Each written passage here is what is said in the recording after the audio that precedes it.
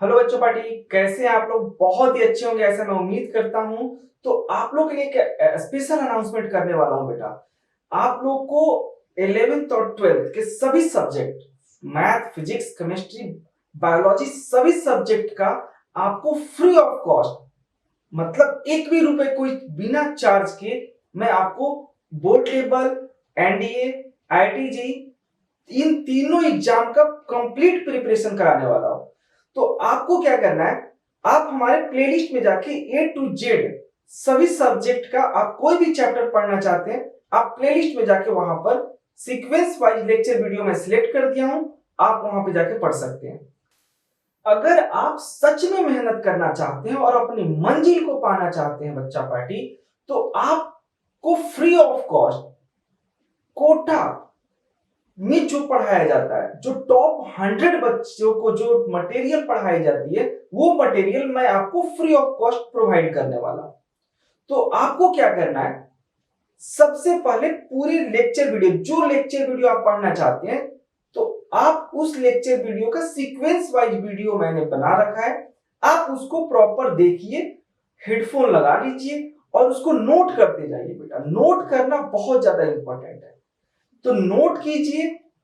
और आप नोट करके आपका जब चैप्टर कंप्लीट हो जाए, तो आपको डिस्क्रिप्शन बॉक्स में मैं नंबर दे दिया हूं, आप उस नंबर पे कॉल कर सकते हैं और आप वहां पर test series free of cost दे सकते हैं, जो कि क्रॉस इंडिया के लेवल पे है। इंडिया के सभी जगह के बच्चे टेस्ट वहां देते हैं और आप वहां पे रैंक भी पा सकते हैं। तो ये दो बातें बहुत इंपॉर्टेंट है, एक तो मटेरियल फ्री आपको हम दे रहे हैं, दूसरा बात कि आपको टेस्ट सीरीज भी फ्री है, कोई 1 रुपए का भी चार्ज हम नहीं कर रहे हैं, फ्री ऑफ कॉस्ट आपके लिए मैं ला रहा हूं बेटा। ये जो जितने भी इंडिया में कोचिंग है, कोचिंग के नाम पे ही पेरेंट्स डर जाते हैं, लाखों लाखों रुपए लिए जाते हैं आपसे, और मटेरियल के नाम पे क्या दिया जाता है आपको भी पता है। मैं आपको बेस्ट मटेरियल प्रोवाइड करूंगा। अगर आप ये पूरे लेक्चर वीडियो सीक्वेंस वाइज देख लेते हैं, प्रॉपर नोट्स बना लेते हैं, तो 100% आपका सिलेक्शन होगा। तो आप प्लीज आप प्रॉपर इसको नोट्स बना के आप एक अलग से सेपरेट कॉपी बनाइए, उसमें टोटल चीजें नोट कीजिए। एक बात और, मैं आपको टेस्ट सीरीज फ्री में दे रहा हूं और मटेरियल फ्री में दे रहा हूं, सिर्फ आपको पढ़ने की जरूरत है। और क्या चाहिए आपको? Best material, test series free, आपके लिए सब कुछ फ्री कर रहा हूं। तो प्लीज अगर आप मुझे सपोर्ट करना चाहते हैं, तो प्लीज इस आप पूरी लेक्चर देखने के बाद आप प्लीज सब्सक्राइब जरूर कर देना, कि जिससे कि, और कम से कम एक फ्रेंड को शेयर जरूर कर देना बेटा। रात के 3 बज रहे हैं, मैं आपके लिए मेहनत कर रहा हूं, तो प्लीज आप मुझे सपोर्ट के तौर पे यही कर सकते हैं, एक दोस्त को शेयर करेंगे और सब्सक्राइब करना बिल्कुल नहीं भूलिए। कर दिए सब्सक्राइब? ठीक है, तो चलिए बिना किसी देरी का मैं चैप्टर स्टार्ट करता हूं। हमारा क्वेश्चन है, a block of mass m is kept over another block of mass m and the system rests on a horizontal surface. A constant horizontal force F acting on the lower block produces an acceleration F by 2 m plus m in the system. The two blocks always move together. Find the coefficient of kinetic friction between the bigger block and the horizontal surface. Find the frictional force acting on the smaller block. Find the work done by the force of friction on the smaller block by the bigger block during a displacement D of the system. ठीक है, अब question में क्या बोला है, ऐसे block रखे हुए हैं, स्मॉलर ब्लॉक बिगर ब्लॉक के ऊपर स्मॉलर ब्लॉक रख रखा है और फ्रिक्शन एक फोर्स लग रहा है एफ इस डायरेक्शन में। ठीक है, अब यहाँ पे अगर मैं फोर्सेस बनाऊँ तो देखो यहाँ पे तो एम जी नीचे आएगा, जो कितना आएगा एम प्लस एम जी। ठीक है, अब ये इसे एक नॉर्मल दे रहा होगा ग्राउंड, कितना एन। ठीक है, अब ये पूरा सिस्टम जो है एक्सेलरेशन से जा रहा है और हमें बोल रखा है कि ये दोनों हमेशा साथ साथ चल रहे हैं, मतलब फ्रिक्शन की अच्छी खासी वैल्यू होगी। ठीक है, तो यहाँ पे अगर ये फोर्स इधर लग रही है तो फ्रिक्शन हमारा इधर लग रहेगा, जो कितना होगा म्यू एन। ठीक है, अब देखो इस पे फ्रिक्शन, ये वाला फ्रिक्शन ग्राउंड और इसके बीच का है, तो अगर ये जाएगा और इसके साथ साथ चल रहा है तो ये भी इस पर एक फ्रिक्शन लगाएगा इस डायरेक्शन में, इस डायरेक्शन में ये वाला फ्रिक्शन इस पे लग रहा है। ठीक है, तो इसके रिएक्शन में ये भी इसे एक फ्रिक्शन देगा इस डायरेक्शन में। ठीक है, देखो इस पे फोर्स लग रहा है और ये फ्रिक्शन लग रहा है। अब फोर्स इधर लग रहा है, फ्रिक्शन इधर लग रहा है, तो ये जब जाएगा और हमें बोला है कि ये इसके साथ साथ चल रहा है, ठीक है, तो जब ये जाएगा तो ये भी इसके साथ जाएगा। कैसे जाएगा? फ्रिक्शन फोर्स की हेल्प से। ये जब आगे जाएगा तो ये इस पे एक फ्रिक्शन फोर्स लगाएगा, ये इस पे एक फ्रिक्शन फोर्स लगाएगा इस तरफ, है ना, और ये इस पे एक फ्रिक्शन फोर्स लगाएगा इस तरफ, तभी तो ये आगे जा पाएगा, ठीक है। तो यहाँ पे ये फोर्सेस ड्रॉ कर लिए हमने। क्या है, अब यहाँ पे हमें एक्सेलरेशन की वैल्यू दे रखी है कितनी है, जो कि a equals to F by 2m+m, ये हमें एक्सेलरेशन की वैल्यू दे रखी है। ए पार्ट में बोला है कि हमें क्या निकालना है, find the coefficient of kinetic friction between the bigger block and the horizontal surface, मतलब इन दोनों के बीच का म्यू निकालना है हमें, ठीक है। तो ए पार्ट फ्रिक्शन क्या होता है, देखो म्यू एन होता है हमारा, यानी कि म्यू m+m_g, ठीक है। अब यहाँ पे इस सिस्टम में देखो नेट एक्सेलरेशन इस डायरेक्शन में हो रहा है, तो नेट फोर्स यानी कि ma will be equals to f minus F, है ना, ये माइनस ये। तो यहाँ पे ma इनमें वैल्यू पुट कर देते हैं। मास हमारा कितना है सिस्टम का, m+m, एक्सेलरेशन हमें गिवन है कितना है, f/2m+m equals to f minus m। तो ये इससे कैंसिल हो गया, तो हमारा क्या है, f/2 इक्वल्स टू कितना है, ये f माइनस f, ठीक है। अब यहाँ पे इसको इधर ले जाओ तो ये इधर होके माइनस आ जाएगा। ऐसा करते फ्रिक्शन को उधर ले जाते हैं और इसको इधर ले आते हैं, तो friction will be equals to f/2, ठीक है। अब यहाँ से फ्रिक्शन की वैल्यू डाल दो, mu m+mg equals to f/2, बस यहाँ से म्यू की वैल्यू निकालो। म्यू हमारा कितना आया, f/2gm+m, ठीक है, ये आ गया हमारा म्यू का वैल्यू। अब बी पार्ट में क्या बोला है, बी पार्ट में बोला है कि find the friction force acting on the smaller block. The smaller block में क्या फ्रिक्शन फोर्स लग रही है, ठीक है। अब फ्रिक्शन फोर्स इसमें जो लग रही है, इस स्मॉल ब्लॉक में एक ही फोर्स लग रही है, ठीक है। ये जो फ्रिक्शन है, ये तो ये इस पे लगा रहा है, ठीक है, इस पे सिर्फ ये एक फ्रिक्शन फोर्स लग रही है, तो मतलब ये भी तो एक्सेलरेशन में है, तो मतलब इसमें नेट फोर्स क्या है, एम ए, मतलब नेट फोर्स क्या है, इसमें फ्रिक्शन है, ठीक है। तो बस यहाँ से फ्रिक्शन की वैल्यू निकाल लो। मास एम है इसका, और एक्सेलरेशन दे रखा है हमें, ये भी उसी एक्सेलरेशन से चलेगा ना जिस एक्सेलरेशन से ये चल रहा है, पूरा सिस्टम एक एक्सेलरेशन से चल रहा है, ठीक है। तो एक्सेलरेशन इसका ये हो गया, मास एम है, तो हमारे पास फ्रिक्शन भी आ गया, बी पार्ट, ठीक है। अब सी पार्ट देखते हैं, सी पार्ट में क्या बोला है। सी पार्ट में बोला वर्क डन निकालना है, इसके ऊपर जो फोर्स लग रहा है उससे कितना वर्क डन हो रहा है, ठीक है, डी डिस्टेंस के लिए। तो वर्क डन क्या होता है, फोर्स इनटू डिस्प्लेसमेंट।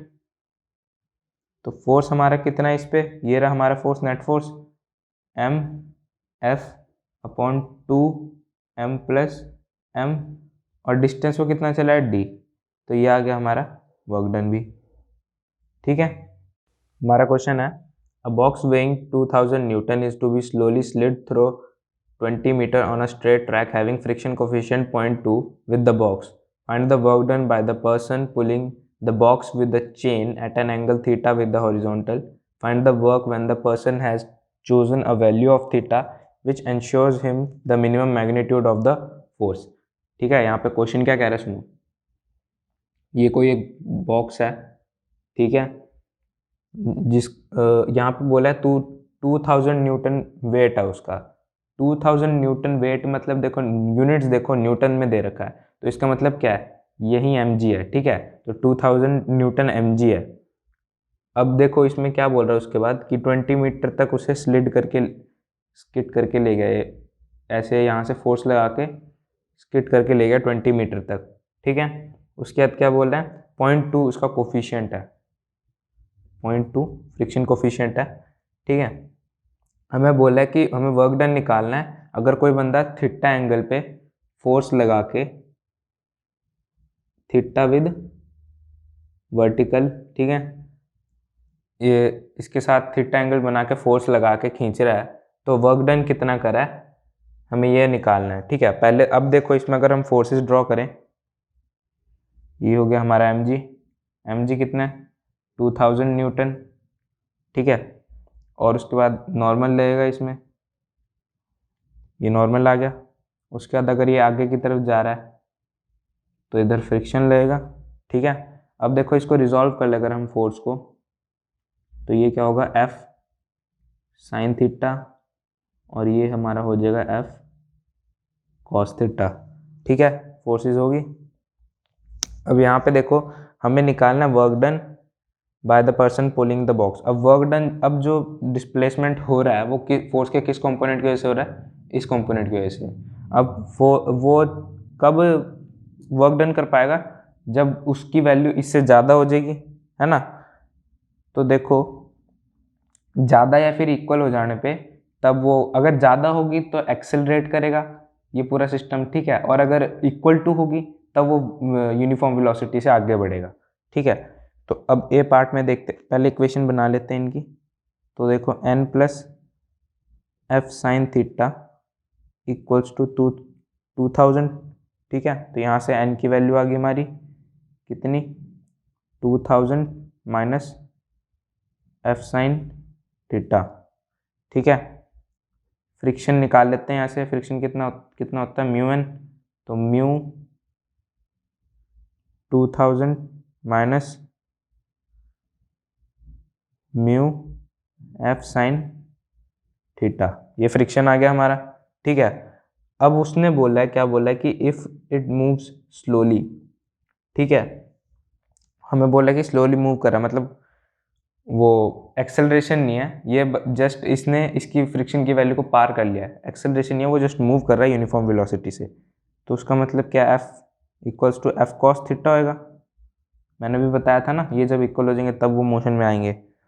तो ये कितना हो गया, इसमें 0.2 हमें दे रखा है ना, इसकी वैल्यू पुट करके यहाँ पे कितना आएगा 0.2 इंटू 2000 कितना आ जाएगा 400 minus 0.2 F sine theta equals to F cos theta.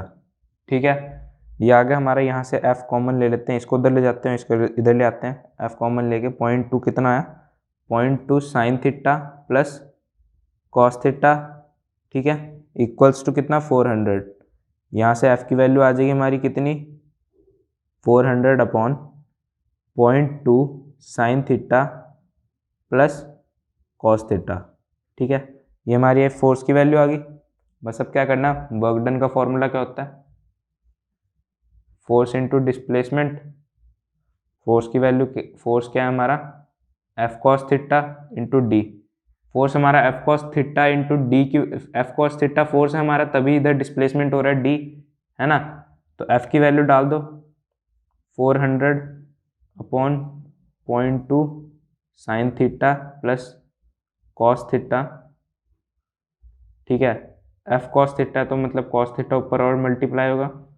उसके बाद डिस्टेंस कितना है 20, तो यहाँ पे मल्टीप्लाई वगैरह करके ये आ जाएगा 8000 अपॉन, अब यहाँ पे ये मल्टीप्लाई कर दिया, अब ऊपर नीचे कॉस से डिवाइड कर दो। ठीक है, तो इधर कॉस से डिवाइड करने पे ये 1 आ जाएगा, इधर कॉस से डिवाइड करोगे तो 0.2 tan बन जाएगा, ये tan थीटा, और ये 1 बन जाएगा। ठीक है, तो ये वर्क डन आ गया हमारा। अब यहाँ पे इसको हम पॉइंट हटा के इधर 10 लिख लेते हैं, ये 5 आ गया 10/5, ये 10/5 का एलसीएम लेके इसको नीचे वाले को ऊपर ले जाते हैं, तो वर्क हमारा कितना आया, इधर देखो मैंने 0.2 को पॉइंट हटा के 10 नीचे लिख लिया, फिर 1/5 बन गया ये, तो 10/5 प्लस 1 बन गया, तो एलसीएम लेके tan थीटा प्लस 5 अपॉन 5, ऊपर इस वाले 5 को ऊपर ले गया, तो ये आ गया मेरा 4000 tan थीटा प्लस 5, ये आ गया मेरा वर्क डन। ठीक है, अब ये जो आया ये हमारा ए पार्ट था। अब बी पार्ट में क्या बोला है, बी पार्ट में बोला है कि अगर वो बंदा कोई एक क्या बोला है, find the work when the person has chosen a value of theta which insures him the minimum magnitude of the force, यानी कि उसने एक थीटा वैल्यू चूज करी है जिस पे उसको मिनिमम फोर्स लगानी पड़ रही है, ठीक है। उस ब्लॉक को खींचने के लिए एक मिनिमम से मिनिमम फोर्स लगानी पड़ रही है, उसने एक ऐसा थीटा चूज करा है। तो मान लो कि अगर मिनिमम फोर्स होगी तो हमारा फोर्स क्या था, फोर्स ये था हमारा 0.2 sign theta plus cos theta, ये हमारा फोर्स था, ठीक है। अब मिनिमम करने के लिए हम क्या करेंगे, फोर्स को डिफरेंशिएट कर देंगे, किसके रिस्पेक्ट में, थीटा के रिस्पेक्ट में, और उसे इक्वल टू 0 कर देंगे, तो उससे क्या आएगा, हमारा मिनिमम वैल्यू आ जाएगा, ठीक है।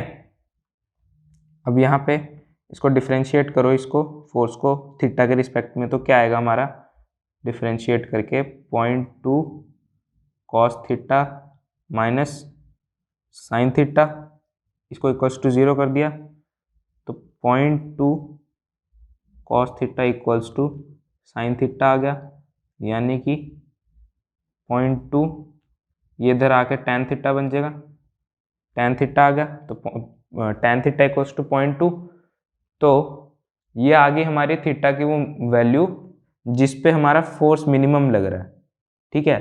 तो मतलब वर्क भी हमारा सबसे मिनिमम इसी में ही आएगा, तो 4000 जो हमारा पिछले यहाँ पे ये आंसर आया था 4000 अपॉन tan थीटा प्लस 5, इसमें हम tan थीटा की वैल्यू पुट कर देंगे वर्क में, तो हमारा मिनिमम वर्क आ जाएगा, क्योंकि ये जो थीटा है ये मिनिमम फोर्स के लिए आया, ठीक है। तो यहाँ पे 4000 अपॉन tan थीटा कितना 0.2 प्लस 5, तो ये इसको सॉल्व करने पे आएगा 7690 जूल, ठीक है।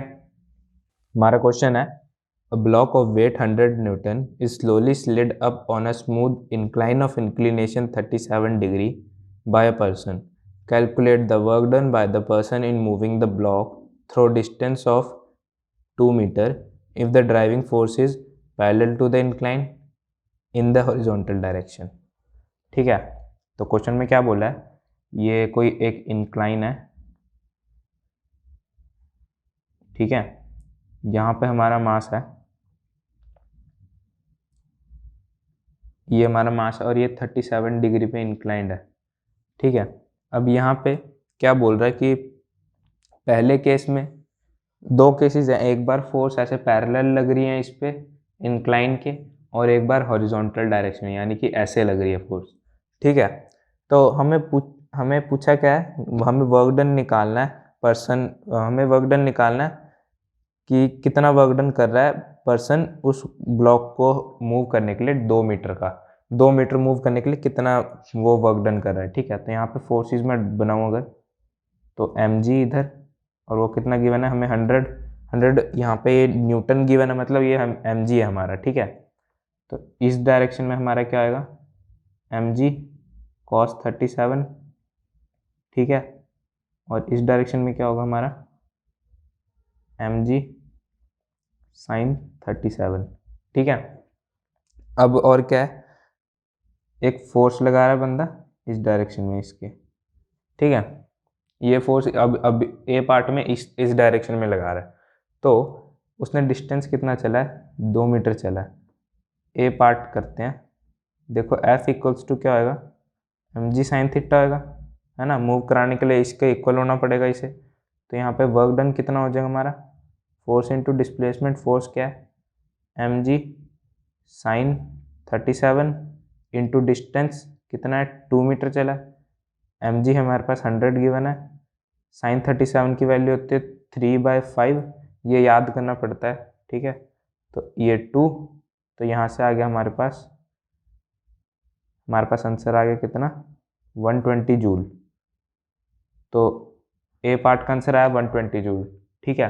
अब बी पार्ट में देखो, बी पार्ट में क्या है, इंक्लाइन पे जो ब्लॉक पड़ा है उस पे इस बार फोर्स ऐसे लग रही है, ठीक है, फोर्स ऐसे लग रही है। अब ये फोर्स अगर ये एंगल थीटा है, अब इसको रिजॉल्व करें तो एक इस डायरेक्शन में होगा, है ना, इसका ये एंगल थीटा है, तो ये एंगल भी थीटा होगा, ये फोर्स इस डायरेक्शन में लगा रहे हैं अभी, तो यहाँ पे कौन सी फोर्स होगी, एफ कॉस थीटा होगा इस डायरेक्शन में, जो इसे ऊपर की तरफ ले जाएगा। तो इस बार हमारी फोर्स एफ कॉस थीटा होगी, वो किसके इक्वल होगी, एम जी साइन थीटा के इक्वल। ठीक है, तो यहाँ पे हमारा वर्क डन कितना आएगा, फोर्स इंटू डिस्प्लेसमेंट होता है वर्क डन, तो M G sine theta into 2 हमारा वर्क डन आ जाएगा। और यही सेम यहाँ पे था, तो वही सेम आंसर आएगा 120 जूल। ठीक है, तो यहाँ पे भी हमारा आंसर आ गया 120 जूल। हमारा क्वेश्चन है, a block of mass 2 kg kept at rest on an inclined plane of inclination 37 degree is pulled up the plane by applying a constant force of 20 Newton parallel to the incline. The force acts for 1 second. Show that the work done by the applied force does not exceed 40 joule. ठीक है, यहाँ पे question में बोल रहा है कि एक इंक्लाइन है जो 37 डिग्री पे इंक्लाइंड है। ठीक है, उस पर 2 kg का ब्लॉक रखा हुआ है और उस पर एक इंक्लाइन के पैरेलल फोर्स लग रही है 20 न्यूटन की। ठीक है, तो हमें पूछ रहा है ए पार्ट में कि इस 20 न्यूटन के फोर्स ने कितना वर्क करा। तो अगर मैं इसमें फोर्सेस ड्रॉ करूं तो नीचे तो हमारा एम जी होगा, एम जी को रिजॉल्व करने पे इधर आ जाएगा एम जी कॉस थीटा और ये आएगा एम जी साइन थीटा। ठीक है, हमारा जो ये ब्लॉक है वो नेट एक्सेलरेशन किस डायरेक्शन में कर रहा है, इस डायरेक्शन में। ठीक है, अगर मैं इसकी इक्वेशन बनाऊं तो ये क्या आएगा, 20 minus M G sine theta equals to M A net acceleration net force. तो यहाँ पे मैं वैल्यूज पुट कर देता हूँ, मास 2 kg है, ग्रेविटी जी 10, साइन 37 डिग्री कितना होगा 3/5। ठीक है, और ये मास हमारा 2, यहाँ से एक्सेलरेशन की वैल्यू आ जाएगी कितनी, ये हो जाएगा 20 माइनस 12 अपॉन 2, 8/2, यानी कि एक्सेलरेशन हमारा कितना आ गया 4 मीटर पर सेकेंड स्क्वायर। ठीक है, अब उसने बोला कि वो 1 सेकंड के लिए चल रहा है, तो डिस्टेंस निकाल लेते हैं, 1 सेकंड में वो कितना डिस्टेंस चला है, T equals to 1 second. Second equation use करते हैं मोशन की, S equals to U T plus half A T square. तो हमारा डिस्टेंस आ जाएगा, इनिशियली वो रेस्ट पे था, एक्सेलरेशन उसकी 4 की थी, टी स्क्वायर यहाँ से आ जाएगा, टी स्क्वायर 1 है हमारे पास, टाइम 1 सेकंड के लिए चला, वो डिस्टेंस आ गया यहाँ से 2 मीटर। ठीक है, तो वो 2 मीटर चल गया 1 सेकंड में। अब यहाँ पे अब निकाल लेते हैं कि उसकी 2 मीटर चलने के बाद वेलोसिटी, फाइनल वेलोसिटी कितनी थी, v equals to U plus U square, V square equals to U square plus 2as।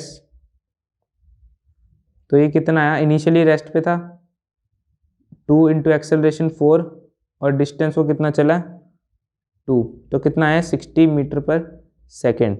ठीक है, तो ये तो हमारी वी स्क्वायर की वैल्यू है, तो वी कितना आया हमारा 4 मीटर पर सेकेंड।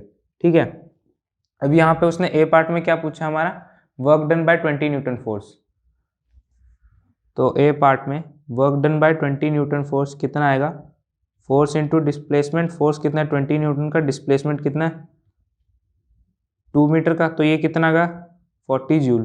ठीक है, ए पार्ट 40 जूल आ गया। अब बी पार्ट में क्या कह रहा है, work done bye, find the work done by the force of gravity in that 1 second if the work done by the applied force is 40 joule. ठीक है, ग्रेविटी ने कितना वर्क डन करा। अब देखो ग्रेविटी यहाँ पे जो एम है हमारे पास, वो फोर्स लगा रही है, उसका कौन सा कंपोनेंट फोर्स लगा रहा है, एम जी साइन थीटा। अब फोर्स इस डायरेक्शन में लग रही है पर डिस्प्लेसमेंट इस डायरेक्शन में हो रहा है, तो मतलब वर्क हमारा क्या आएगा, नेगेटिव आएगा, फोर्स इंटू डिस्प्लेसमेंट। तो वर्क हमारा क्या नेगेटिव, फोर्स हमारा क्या नेगेटिव डायरेक्शन में, minus M G sine theta लग रहा है और डिस्प्लेसमेंट 2 किया है। ठीक है, तो एम जी साइन थीटा हमने निकाला था, कितना था 12, तो -12 इंटू 2, तो वर्क हमारा कितना आया -24 जूल। ठीक है, तो ये आ गया -24 जूल। अब अगले पार्ट में क्या पूछा है, find the kinetic energy of the block at the instant the force ceases to act. ठीक है, काइनेटिक एनर्जी निकालनी है, तो काइनेटिक एनर्जी का फॉर्मूला क्या होता है, हाफ एम वी स्क्वायर। ठीक है, तो यहाँ पे हाफ वैल्यू पुट कर दो, मास 2 kg है, वी स्क्वायर कितना आएगा 16, 2 से 2 गया, ये कितना आया 16 जूल। ठीक है, तो काइनेटिक एनर्जी भी आ गई हमारे पास 16 जूल। हमारा क्वेश्चन है, consider the situation shown in figure, the system is released from rest and the block of mass 1 kg is found to have a speed of 0.3 metre per second after it has descended through a distance of 1 metre, find the coefficient of kinetic friction between the block and the table. ठीक है, यहाँ पे क्या बोला है, ये हमें system दे रखा है और इसे रेस्ट से छोड़ा है, हमें ये बताने कि ब्लॉक और इस सरफेस के बीच में म्यू कितना है। ठीक है, अब देखो जब इस सिस्टम को छोड़ेंगे तो ये नीचे जाएगा, ये जब नीचे जाएगा तो ये मान लो नीचे पहुंच के कुछ यहाँ पे पहुंच गया ये। ठीक है, जब इसे रिलीज़ करा तो ये यहाँ पे पहुंच गया, तो ये कितना नीचे आया, ये यहाँ से कितना नीचे आया, मान लो h नीचे आया ये। ठीक है, अगर ये h नीचे आया तो ये इधर कितना जाएगा, इसको ये अगर h आया तो ये इधर जाके कितना डिस्टेंस ट्रैवल कर लेगा, ये मान लो कुछ यहाँ पे पहुँच गया, तो इसने कितना डिस्टेंस ट्रैवल कर लिया 2h। 2h क्यों है, देखो यहाँ पे उसने इतनी स्ट्रिंग लूज करी है नीचे आने के लिए, तो इधर से भी स्ट्रिंग लूज हुई है और इधर से भी स्ट्रिंग लूज हुई है, तो ये अगर ये h है और यहाँ अगर ये h नीचे आ रहा तो ये h स्ट्रिंग नीचे आएगी और इधर से भी h स्ट्रिंग नीचे आएगी, तो इधर कितना चला, मतलब 2h चला, तो ये इसको क्या बोलता हूँ मैं, इसको m1 मास बोल देता हूँ और इसको m2 मास बोल देता हूँ। ठीक है, अब देखो अगर ये h चला और इसकी वेलोसिटी v थी चलते हुए, ठीक है, तो इसकी भी ये 2h चला तो इसकी वेलोसिटी कितनी होगी, 2v रही होगी, तभी ये 2h चल पाया। ठीक है, तो यहाँ से मैं क्या, यहाँ से हमें एक चीज़ पता लगी कि ये इसकी वैल्यूज इसके डबल चल रही हैं डिस्टेंस और स्पीड के मामले में। ठीक है, तो यहाँ पे अगर मैं फ्रिक्शन की वैल्यू लिखूँ, फ्रिक्शन क्या होता है, म्यू m1g, हमें फ्रिक्शन इसके बीच में निकालना है, फ्रिक्शन यहाँ पे तो होगा भी नहीं, यहीं पे है फ्रिक्शन। ठीक है, तो फ्रिक्शन की होगी।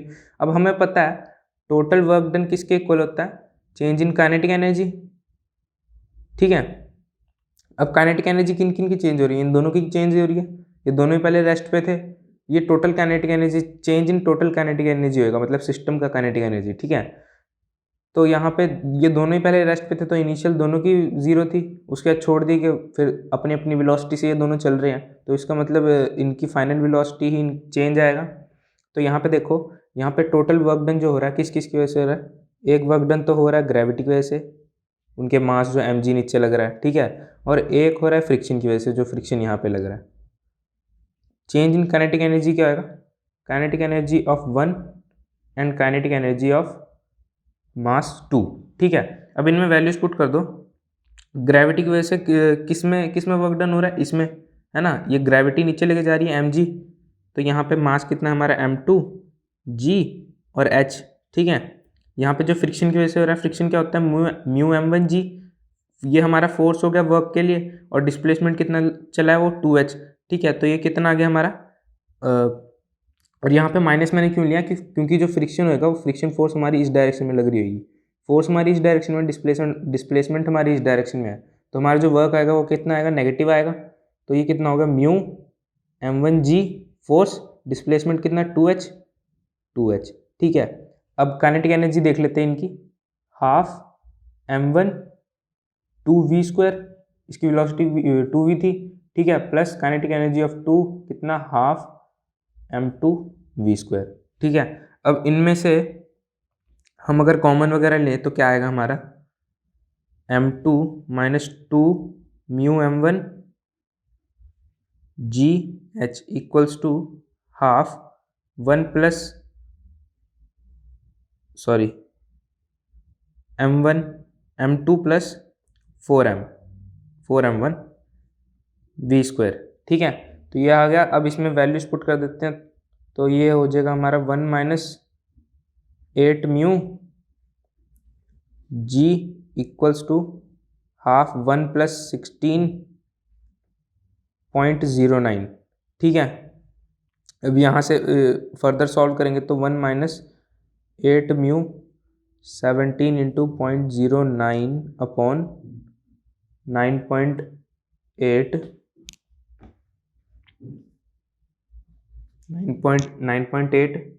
इंटू 2, इसको सॉल्व करने पे कितना आएगा 0.078।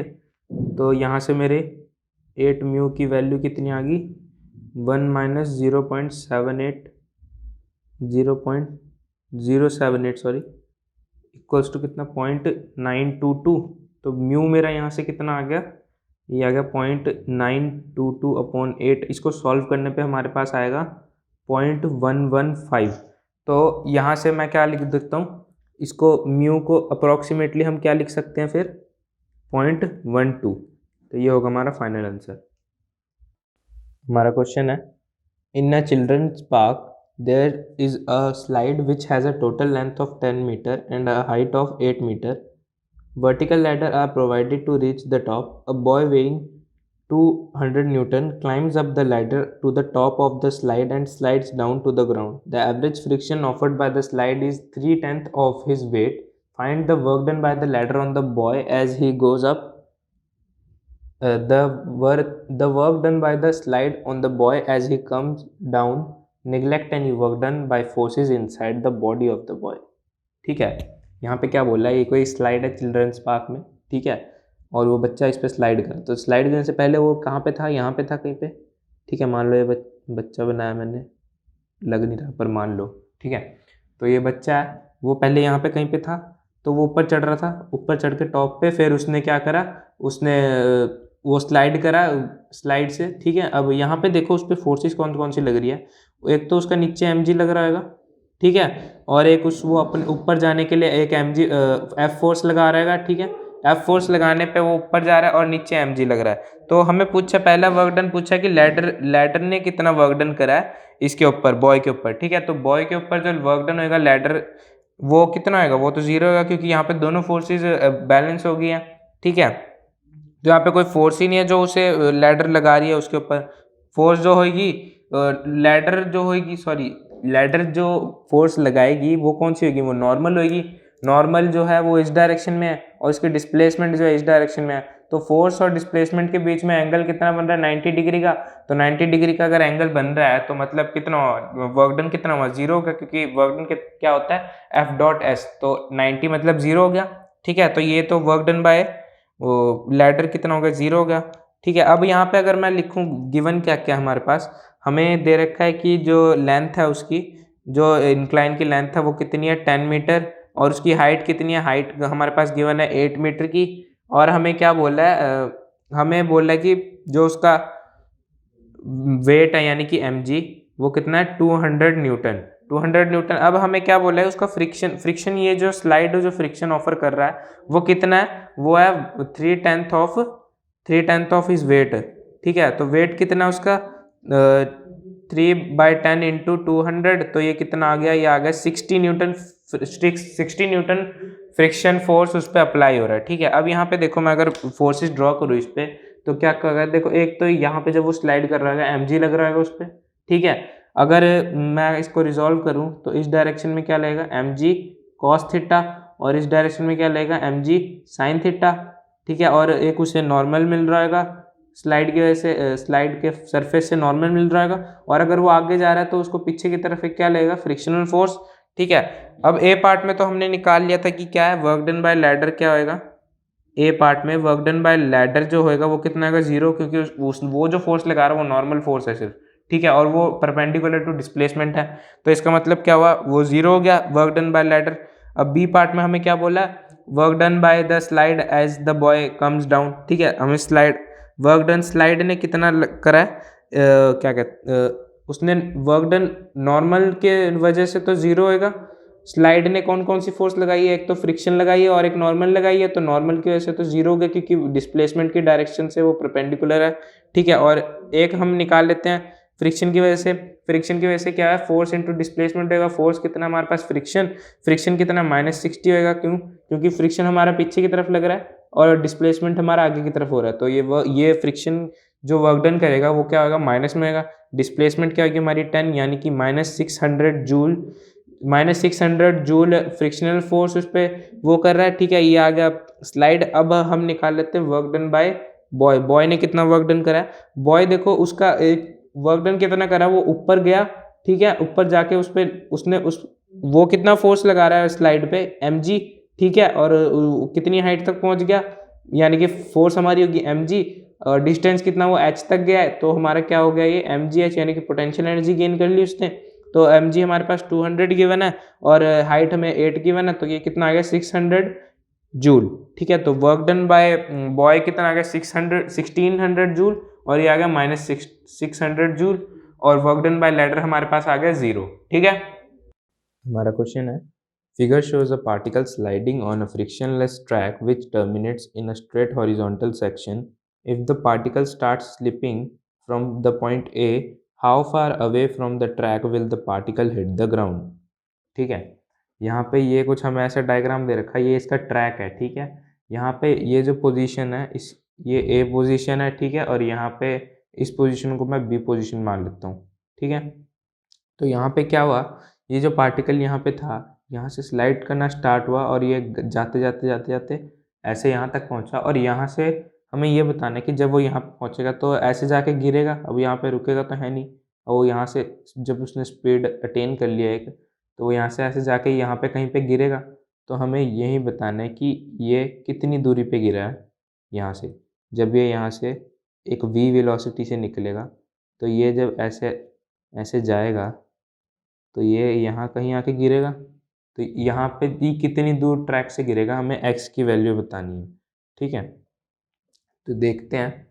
पहले अब देखो यहाँ पे यहाँ की जितनी भी पोटेंशियल एनर्जी थी उसकी, यहाँ की जितनी भी पोटेंशियल एनर्जी थी, अब देखो यहाँ पे कोई फ्रिक्शन हमें बोल रखा है कि ये जो ट्रैक है ये फ्रिक्शनलेस है, तो कोई भी एनर्जी फ्रिक्शन में डेसिपेट नहीं होगी, है ना।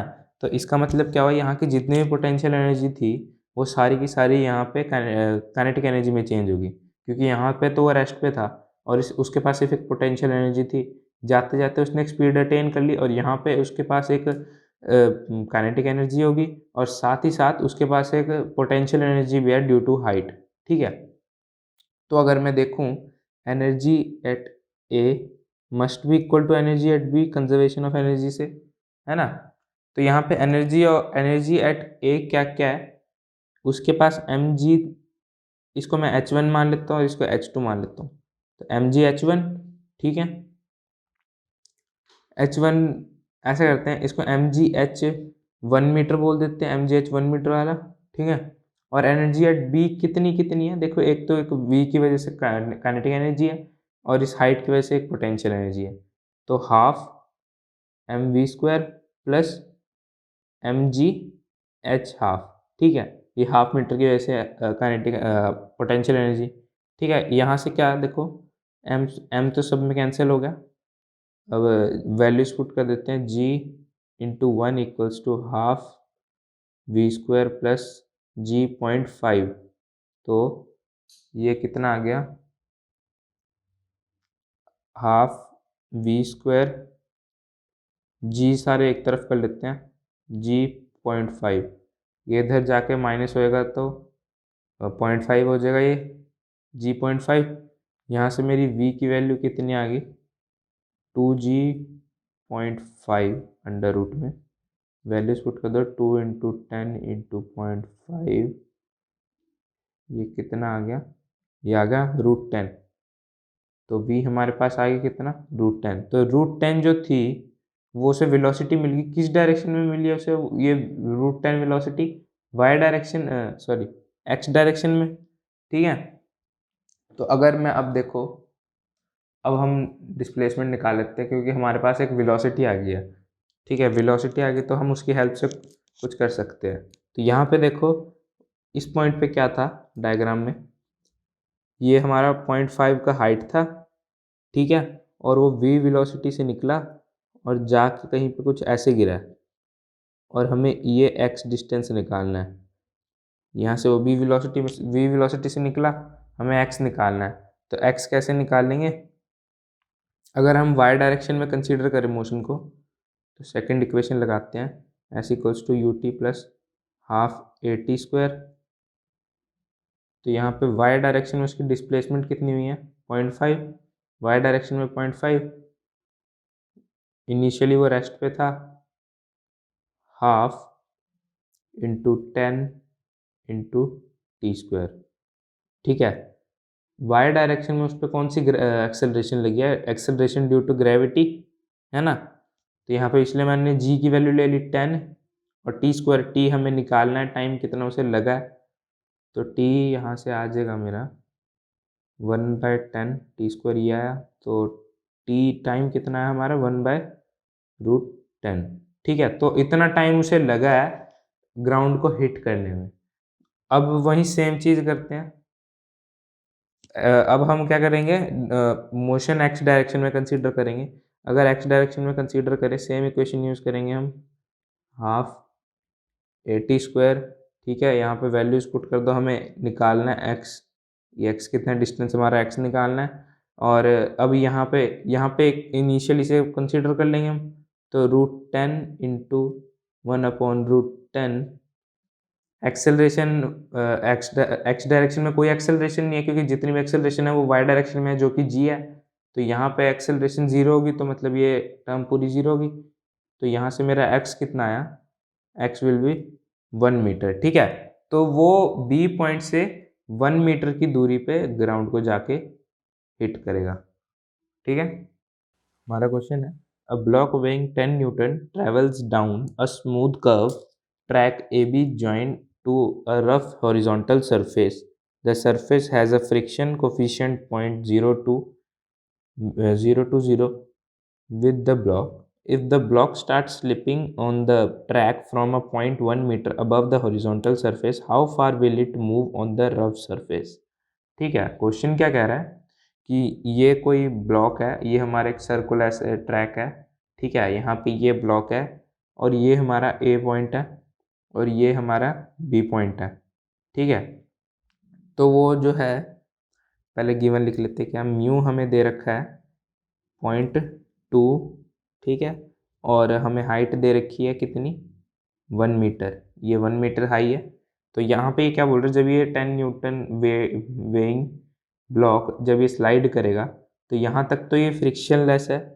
ठीक है, उसके बाद यहाँ पे जब पहुँचेगा, यहाँ पे ये ख़त्म हो जा रहा है बी पॉइंट पे, तो उसके बाद फ्रिक्शन वाली सरफेस है।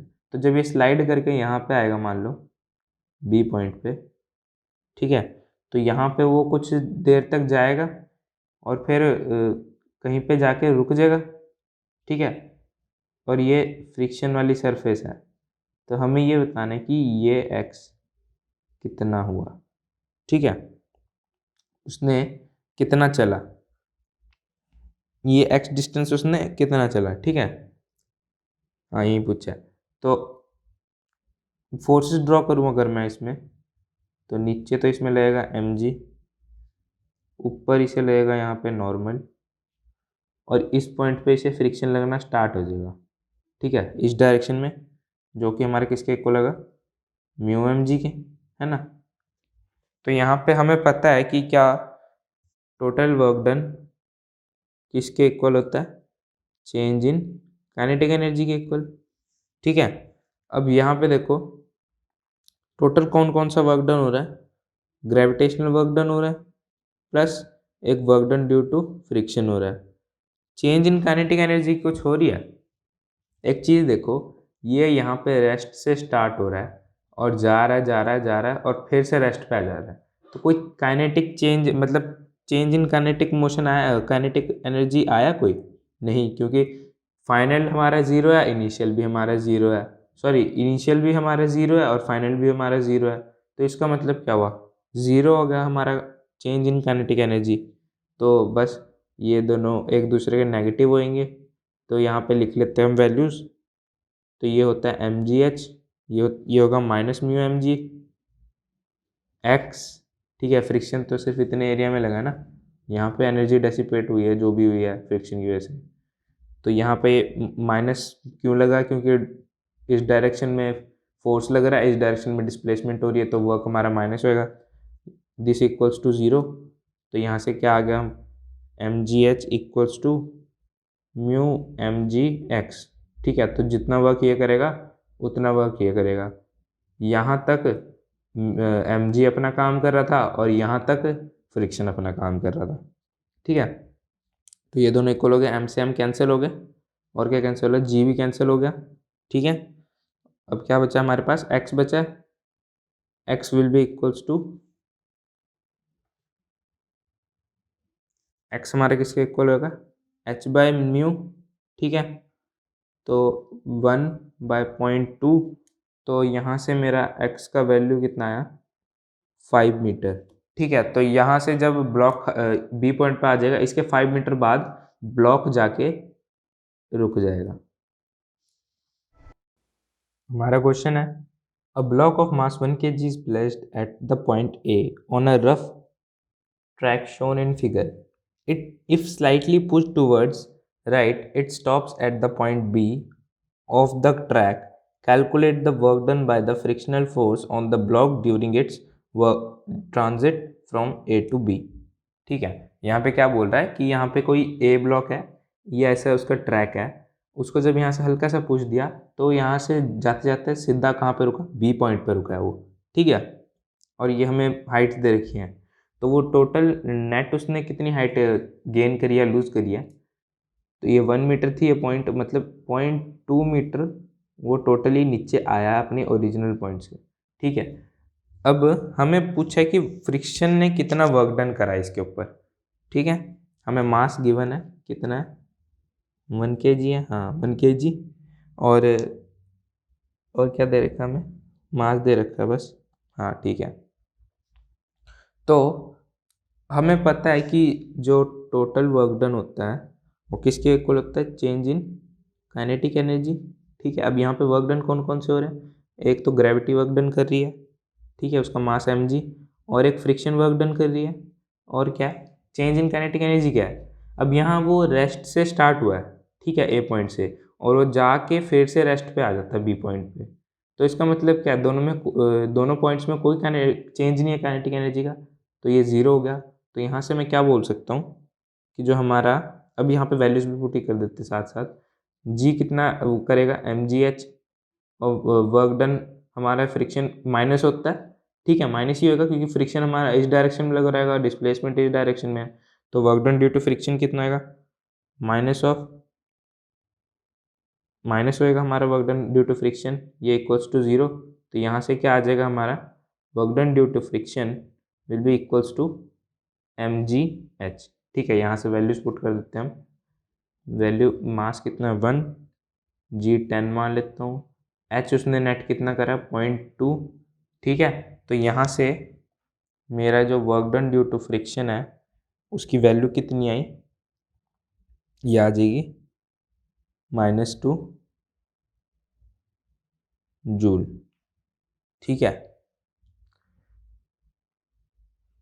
यहाँ पे पॉजिटिव ही आएगा ये अपने आप ही, मैंने पहले यहाँ पे वैल्यू पुट नहीं करी है ना हमने, तो यहाँ पे पॉजिटिव नहीं ले सकते हम। हाँ ठीक है, ये उधर जाके माइनस हो जाएगा, माइनस। ठीक है, तो हमारा जो work done due to friction आएगा ये -2 जूल आएगा। ठीक है, हमारा क्वेश्चन है, figure shows a spring fixed at the bottom end of an incline of inclination 37 degree. A small block of mass 2 kg starts slipping down the incline from a point 4.8 meter away from the spring. The block compresses the spring by 20 centimeter, stops momentarily, and then rebounds through a distance of 1 meter up the incline. Find the friction of coefficient between the plane and the block and the spring constant of the spring. ठीक है, तो यहाँ पे क्या है, यहाँ पे ऐसे मान लो ये एक इंक्लाइन है, यहाँ पे बोला हुआ कि हमें एक इंक्लाइन है, ठीक है, और यहाँ पे एंड में एक स्प्रिंग ऐसे लगा रखी है। ठीक है, अब यहाँ पे ब्लॉक हमारा यहाँ पे था और वो जाके ऐसे नीचे गया, यहाँ पे वो मान लो यहाँ पे पहुँचा कुछ, और उसने क्या करा, स्प्रिंग को कंप्रेस कर दिया। ठीक है, कंप्रेस करने के बाद स्प्रिंग उसे एक वापस रिबाउंड करेगी, तो रिबाउंड करके मान लो वो कहाँ पहुँच गया, रिबाउंड करके जब वो स्प्रिंग से रिबाउंड हुआ तो मान लो वो यहाँ कहीं पे आ गया। ठीक है, तो जो हमें डिस्टेंस बोले हुए हैं वो क्या है, कि वो कह रहा है कि जब वो नीचे आया तो उसने यहाँ तक कितना करा 1 मीटर, 1 मीटर वो रिबाउंड हुआ है। ठीक है, और नेट उसका कितना आया 4 मीटर, टोटल वो ऐसे गया, यहाँ पे आया, फिर रिबाउंड हो गया, मतलब यहाँ से वो स्टार्ट हुआ, वो डिस्टेंस कितना बोला है 4.8 metre away from the spring. ठीक है, और वो 20 सेंटीमीटर क्या कर देता है, स्प्रिंग को कंप्रेस कर देता है, यानी कि 5 मीटर यहाँ तक चला और फिर 1 मीटर रिबाउंड हुआ। ठीक है, तो टोटल कितना वो चला 6, और उसकी नेट जो उसने डिस्टेंस चला वो कितना, नेट जो डिस्प्लेसमेंट है उसकी वो कितनी है 4 मीटर की। ठीक है, तो हमें बोल रहा है कि पहले हमें क्या निकालना है, फ्रिक्शन कोफिशिएंट निकालना है इन दोनों के बीच में, ठीक है। मैं लिख देता हूँ एक बार, 5 मीटर ये यहाँ तक चला पूरा, ठीक है। तो अब यहाँ पे देखो हमें, अब ये देखो यहाँ पे ये रेस्ट से स्टार्ट हुआ, ठीक है। हम सिर्फ उतना तक लेंगे जहाँ तक हमें बोला है कि मतलब यहाँ पे आके रिबाउंड हो गया, तो रिबाउंड हो गया मतलब यहाँ पे थोड़ी देर के लिए तो रुका होगा, उसके बाद फिर वापस ऐसे करता रहे या जो मर्जी करता रहे, हमें उससे कोई मतलब नहीं है, ठीक है।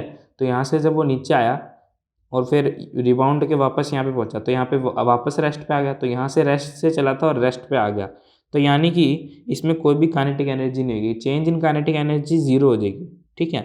तो देखो इसमें फिर एनर्जी कौन कौन सी हुई, टोटल वर्क डन हमें पता है किसके इक्वल होता है, चेंज इन काइनेटिक एनर्जी के, है ना। हमें पता है कि टोटल वर्क डन किसके इक्वल होता है, चेंज इन काइनेटिक एनर्जी। अब यहाँ पे वर्क डन टोटल क्या है, एक तो फ्रिक्शन का वर्क डन है और एक उसके वेट का वर्क डन है, ठीक है। अब यहाँ पे देखो फ्रिक्शन क्या होगा, नेगेटिव डिस्प्लेसमेंट इधर है और फ्रिक्शन का वर्क हमेशा नेगेटिव होता है, ठीक है। अब यहाँ पे चेंज इन काइनेटिक एनर्जी कितना आ रहा है हमारा, चेंज इन काइनेटिक एनर्जी हमारा 0 है, ठीक है। तो यहाँ से हमें क्या पता लग गया, work of friction equals to work of gravity, ठीक है। तो यहाँ पे अगर मैं वैल्यूज पुट करूँ तो देखो क्या आएगा, उससे पहले यहाँ पे देखो ये 4 मीटर वाला जो ये इंक्लाइन है इसको मैं इधर बना लेता हूँ, ये हमारा 4 मीटर वाला इंक्लाइन है, ठीक है। ये कितना 4 मीटर। अब यहाँ से अगर मैं यहाँ पे दोनों तरफ परपेंडिकुलर ड्रॉ करूँ तो ये क्या आ जाएगा, ये हमारा आ जाएगा 4 साइन थीटा, ठीक है। और ये आ जाएगा हमारा 4 कॉस थीटा, ये 4 साइन थीटा और ये 4 कॉस थीटा है, यहाँ हमने निकाल लिया। अब देखो यहाँ पे अगर मैं वैल्यूज पुट करूँ तो ये क्या होगा, M G D one sine theta equals to mu M G D two cos theta, ठीक है। अब यहाँ पे D1 D2 क्या है, मैं D1 D2 लिख देता हूँ, क्या है हमारे पास यहाँ पे D1 है हमारे पास, D1 मैं बोल रहा हूँ net displacement of the block, ठीक है। नेट डिस्प्लेसमेंट ब्लॉक का कितना है 4 मीटर, वो नेट तो 4 मीटर चला है तो 4 मीटर नेट डिस्प्लेसमेंट हो गया। और D2 यहाँ पे क्या है, D2 मैं बोल रहा हूँ टोटल डिस्प्लेसमेंट, मतलब टोटल डिस्टेंस उसने कितना कवर करा है, सॉरी टोटल डिस्टेंस उसने कितना कवर करा है, 5 मीटर वो नीचे आया, फिर 1 मीटर वो रिबाउंड हुआ, यानी कि 6 मीटर उसने टोटल वो करा है। तो यहाँ से वापस मैं लिख सकता हूँ, वैल्यूज पुट कर दो, यहाँ पे एम तो कैंसिल हो गया दोनों तरफ, ठीक है, और जी भी कैंसिल हो गया, एम जी कैंसिल हो गया, तो यहाँ पे कितना आया, D1 हमारा 4 है, 4 साइन थीटा इक्वल्स टू ये म्यू 6 कॉस थीटा, तो यहाँ से कितना आ गया, म्यू की वैल्यू कितनी आई हमारे पास, ये आ गया 2/3 टैन थीटा, ठीक है। तो यहाँ से म्यू कितना आ गया, 2/3 टैन थीटा, थीटा कितना हमारे पास, ये आ गया हमारे टैन 37, तो इसकी वैल्यू पुट करेंगे तो ये आ जाएगा हमारे पास 0.5, तो हमारे पास जो म्यू की वैल्यू आई है वो कितनी है 0.5। अब हमें क्या बोला, ये म्यू की वैल्यू आ गई, ये हमारा था ए पार्ट था हमारा कि हमें म्यू की वैल्यू निकालनी है। अब बी पार्ट में क्या बोल रहा है, बी पार्ट में हमें निकालना है स्प्रिंग कांस्टेंट, ठीक है। तो स्प्रिंग कांस्टेंट देख लेते हैं क्या बोल रहा है वो, तो स्प्रिंग कांस्टेंट, अब देखो अगर मैं फिर से इसका डायग्राम बनाऊं तो यहाँ पे क्या था, ये ऐसे इंक्लाइन था और यहाँ 37 डिग्री का एंगल बन रहा था, और यहाँ पे हमारे पास नीचे यहाँ पे स्प्रिंग था, ये कुछ ऐसे था, और यहाँ पे देखो ब्लॉक यहाँ से स्टार्ट हुआ और यहाँ पे उसने उसको एनकाउंटर किया, तो यहाँ पे ये टोटल कितना चला है 5 मीटर, ठीक है। 5 मीटर ये टोटल, ये पूरा मतलब यहाँ से यहाँ तक चला 5 मीटर, है ना। तो और इसके यहाँ पे अगर मैं परपेंडिकुलर ड्रॉ कर लेता हूँ, देखो यहाँ पे परपेंडिकुलर ड्रॉ करा तो ये एंगल भी देखो 37 डिग्री है ना। तो ये कितना हो जाएगा 4 मीटर और ये कितना हो जाएगा 3 मीटर का, ठीक है। अब यहाँ पे देखो अगर ये जो है रेस्ट से स्टार्ट हुआ है ना, और रेस्ट पे खत्म हो गया, तो वही बात है कि जितने भी कोई भी वहाँ पे काइनेटिक एनर्जी नहीं होगी, मतलब जितना भी वर्क डन जो है वो कन्वर्ट हो गया किसमें, वो स्प्रिंग एनर्जी में, जो भी यहाँ से वो आया है, ठीक है। इतना जो भी चला है, ये जितना भी आने में यहाँ पे वर्क डन करा इसने, वो सारा किस में चेंज हो गया, स्प्रिंग एनर्जी में कन्वर्ट हो गया, है ना। तो हमें अब देखो यहाँ से अगर मैं इक्वेशन बनाऊँ इसकी फिर से, तो ये क्या आएगा, work done due to gravity और work done due to friction, ये किसके इक्वल हो जाएगा हमारा हाफ kx स्क्वायर के, ठीक है। तो यहाँ पे वैल्यूज पुट कर दो फिर से, mg डी साइन थीटा, यहाँ पे हम D1 D2 नहीं लेंगे क्योंकि हमने एक केस कंसीडर करा है, तो यहाँ पे D sine theta minus mu mg d cos theta equals to half K X square. ठीक है, तो यहाँ से क्या आएगा, वैल्यूज पुट कर दो बस, 20 इंटू 3 माइनस यह आ जाएगा हमारे पास 0.5 into 20 into 4 equals to 0.5 into K into 0.04।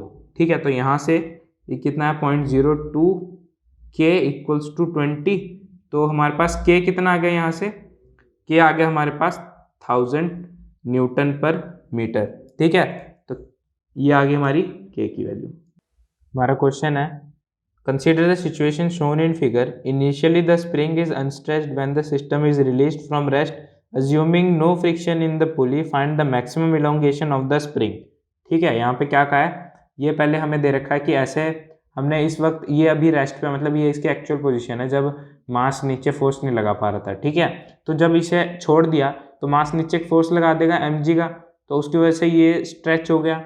अब यहाँ पे हमें बोला है कि हमें ये निकालना है कि वो कितना स्ट्रेच हुआ है। देखो यहाँ पे ये जो इसकी मीन पोजीशन थी, ये जितना नीचे ये गया है उतना ही इलोंगेट ये भी हुआ है ना, मतलब मान लो ये x नीचे गया तो ये x ही उतना स्ट्रेच हुआ है, तो ये जितना नीचे गया उतना स्ट्रेच हुआ, तो इसने जितनी पोटेंशियल एनर्जी गेन किया है उतनी ही इसने लूज किया है। देखो यहाँ पे इसकी हाइट इतनी है, तो यहाँ पे इसकी पोटेंशियल एनर्जी होगी, तो मतलब अगर ये नीचे गया तो इसने कुछ पोटेंशियल एनर्जी लूज कर दी, तो जितनी इसने लूज करी है उतनी ये स्ट्रेच हो गया और उतनी ही इसने पोटेंशियल एनर्जी भी इसने गेन कर ली।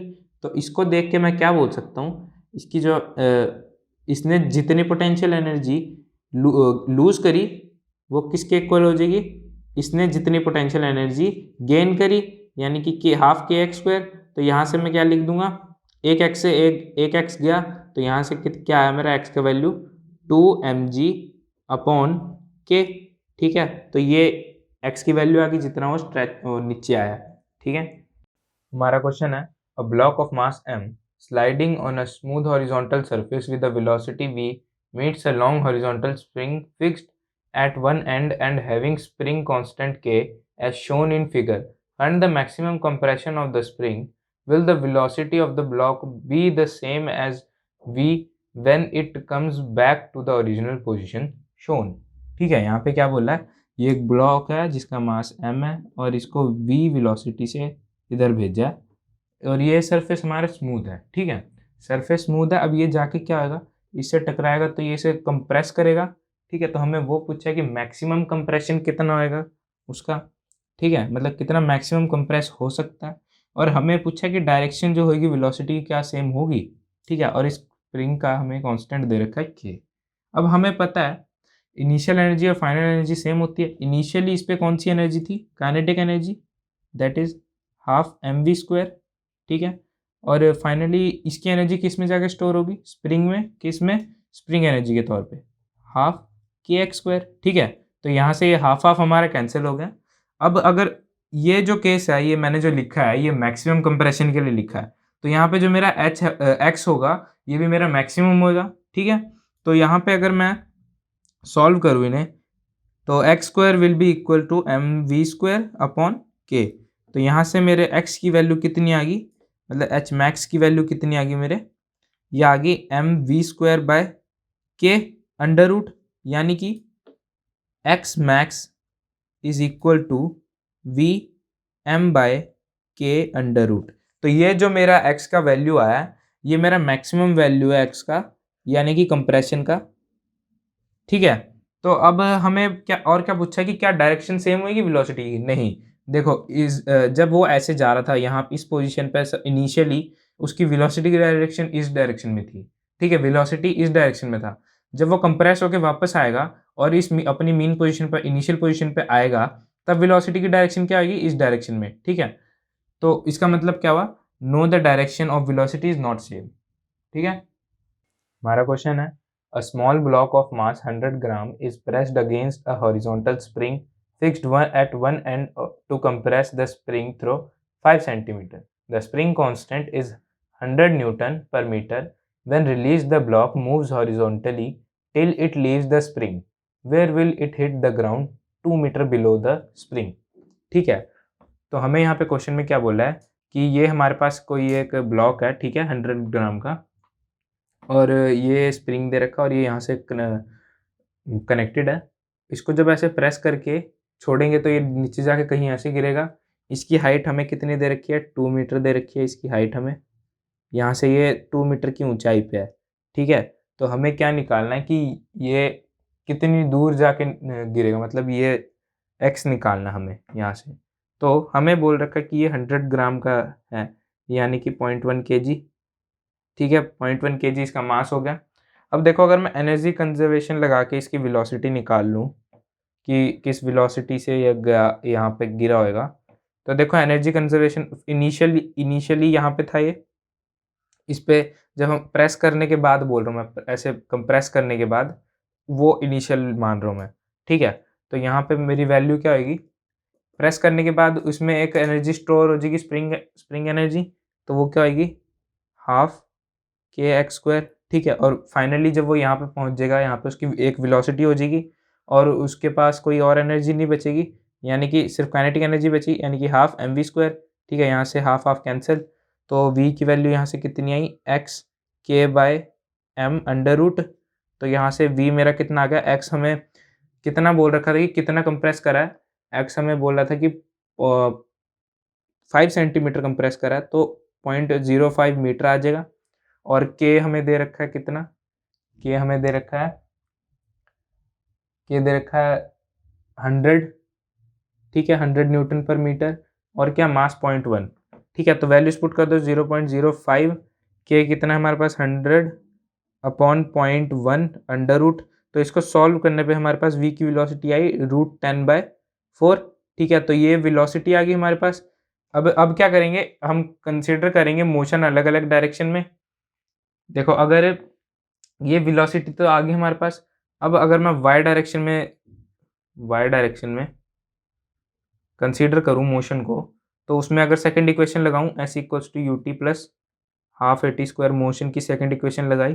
ठीक है, यहाँ पे वैल्यूज पुट कर दो, s उसने कितना y डायरेक्शन में कितना ट्रैवल करा है, h। ठीक है, और इनिशियली उसकी स्पीड कितनी थी, 0। h डायरेक्शन में उसमें एक्सेलरेशन कौन सा लग रहा है, g का, t स्क्वायर उसका टाइम होगा। यहाँ से हमारे पास क्या आ जाएगा, टाइम आ जाएगा यहाँ से, t टी स्क्वायर है, टी स्क्वायर कितना आ जाएगा, ये उधर जाके मल्टीप्लाई हो जाएगा, h कितना है हमारे पास, 2 इधर से जाके मल्टीप्लाई हुआ, और ये g नीचे जाके डिवाइड हो गया, यानी कि 10। तो t मेरे पास कितना आया, t आ गया मेरे पास 4/10 रूट। ठीक है, √4/10।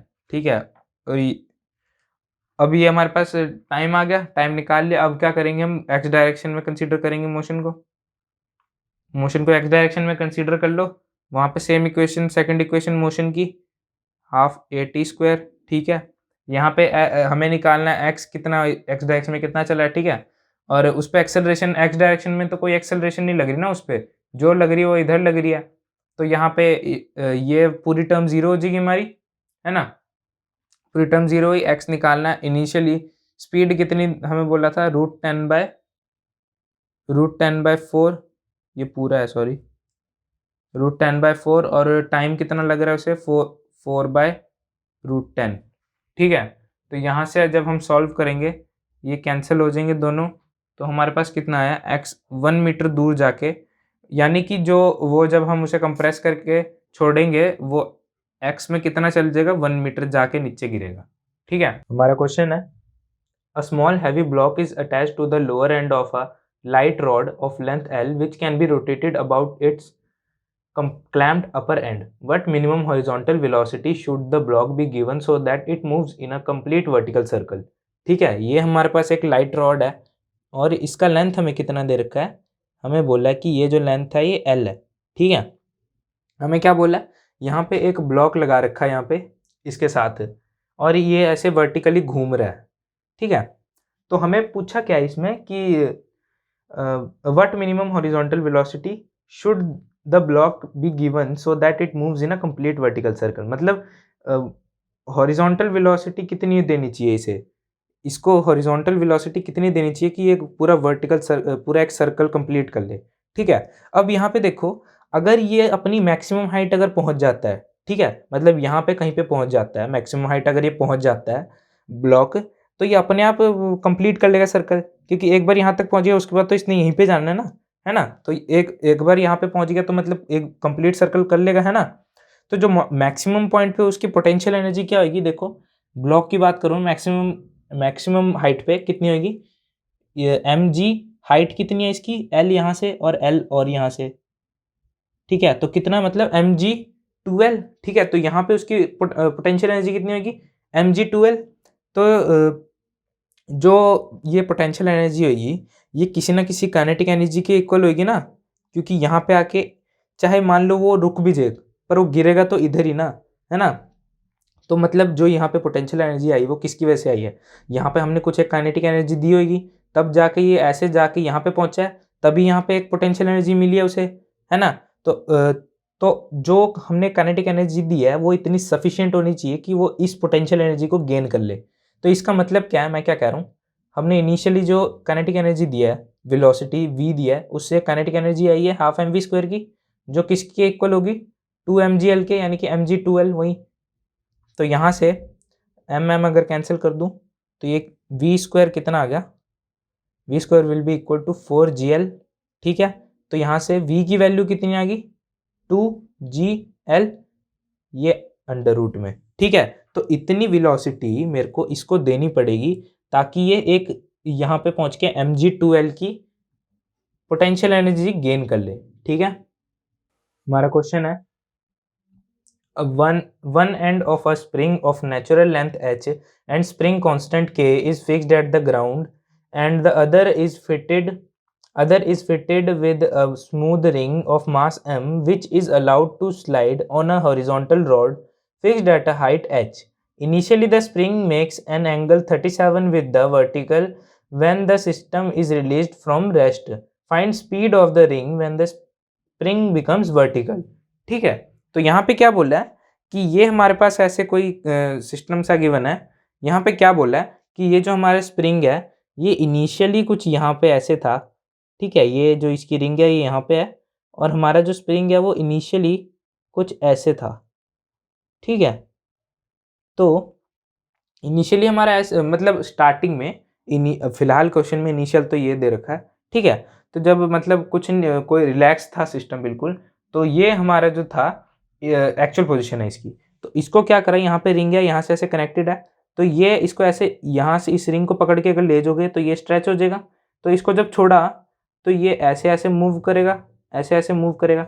देखो मान लो कि ये है वो दो रॉड, ठीक है, ये दो रॉड है और ये रिस्प्रिंग, ठीक है। तो मान लो यहाँ पे इमेजिन कर लो स्प्रिंग है, तो यहाँ पे इसको मैंने फिक्स कर रखा है यहाँ पे, तो यहाँ पे पकड़ा तो देखो नेचुरली ये यहाँ पे है, इसको खींच के इधर ले गए और छोड़ दिया तो ये ऐसे ऐसे ऐसे ऐसे ऐसे ऐसे होएगा, फिर जाके फिर रुक जाएगा, है ना। तो यही सेम सिस्टम यहाँ पे बोल रखा है हमें। तो यहाँ पे हमें पूछा है कि क्या पूछा हमें, find the speed of the ring when becomes vertical, यानी कि जब वो यहाँ पे आ जाएगा तभी इसकी स्प्रिंग की वेलोसिटी क्या होगी, ठीक है। मतलब देखो यहाँ पे वो एंगल हमें बता रखा कितना गिवन, एंगल कितना बना रहा है 37 डिग्री, 37 डिग्री वो वर्टिकल मतलब जो इसका वर्टिकल पोजीशन है उसके साथ ये इनिशियली बना रहा है। इनिशियली इसकी ये थी इनिशियल, और ये हमें एक्चुअल लेंथ इसकी h दे रखी है। इनिशियली ये l लेंथ पे था, यानी कि कुछ ऐसा लेंथ है इसका, l लेंथ इसका, ठीक है।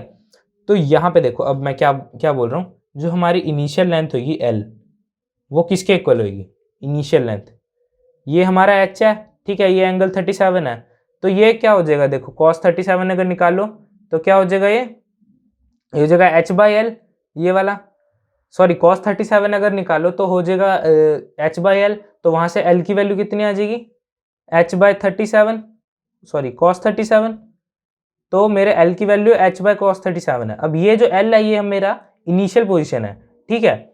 अब यहाँ पे क्या कहते हैं, जब देखो स्प्रिंग जो है जब वो वर्टिकल होगा यहाँ से छूट के, जब वो यहाँ पे वर्टिकल होएगा तो ये जितने भी ये अपनी नेचुरल लेंथ गेन कर लेगा, यानी कि असलियत में जैसा वैसा बन जाएगा, है ना, और इसकी जितनी भी पोटेंशियल एनर्जी यहाँ पे स्टोर्ड थी इस पोजीशन पे वो सारी लूज हो जाएगी, है ना, क्योंकि ये अपने नेचुरल पोजीशन पे आ गया, नेचुरल उसमें आ गया, पॉस्चर में आ गया।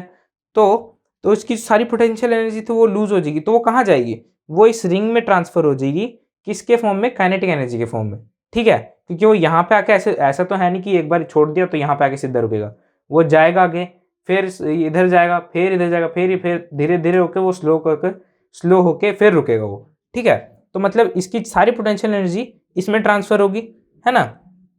तो जो इसकी जितनी potential energy, initial potential energy थी वो किसके इक्वल होनी चाहिए, इसके काइनेटिक एनर्जी के इक्वल लास्ट में, है ना। तो यहाँ से अगर मैं लिखूं, देखो ये क्या होगा, half mv² should be equal to half kx², है ना, यही होना चाहिए। तो यहाँ से अगर मैं क्या करता हूँ, मेरे को यहाँ पे x की जरूरत पड़ेगी। x देखो, x क्या होगा, x होगा हमारा जो स्ट्रेच हुआ, मतलब जितना चेंज इन लेंथ है, यहाँ से यहाँ तक चेंज इन लेंथ कितना है, 5h/4, ठीक है। यहाँ पे मैंने L माइनस एच होगा ना हमारा चेंज इन लेंथ, इनिशियली मतलब इनिशियली स्ट्रेच होगा कितना था और उसकी नेचुरल लेंथ कितनी है, उन दोनों को माइनस करने पे हमारा वो आएगा ना, चेंज इन लेंथ कितना है। तो यहाँ पे h/cos37 है, इसकी cos37 की वैल्यू पुट कर दी मैंने, तो माइनस एच, तो यहाँ से x की वैल्यू मेरी कितनी आ गई, h/4, ठीक है। x मेरा मतलब h/4 जो है उसकी चेंज इन लेंथ आई है। अब यहाँ पे बस वैल्यू पुट कर दो, यहाँ से हाफ से आप पहले काट देते हैं, ठीक है। तो यहाँ पे ये क्या आ गया, mv² इक्वल्स टू के x² मेरा कितना है, h²/16 हो जाएगा ये। तो यहाँ से v कितना आ जाएगा मेरा, v² कितना आ जाएगा, v² इक्वल्स टू kh²/16m। तो यहाँ से मेरी वेलोसिटी की जो वैल्यू आएगी वो कितनी आएगी, v will be equal to h/4 k/m whole under root. तो ये जो वेलोसिटी होगी ये होगी रिंग की जब स्प्रिंग अपनी नेचुरल पोजीशन पे आ जाएगा, यानी कि वर्टिकल पोजीशन पे, ठीक है। हमारा क्वेश्चन है, figure shows a light rod of length L rigidly attached to a small heavy block at one end and a hook at the other end. The system is released from rest with the rod in a horizontal position.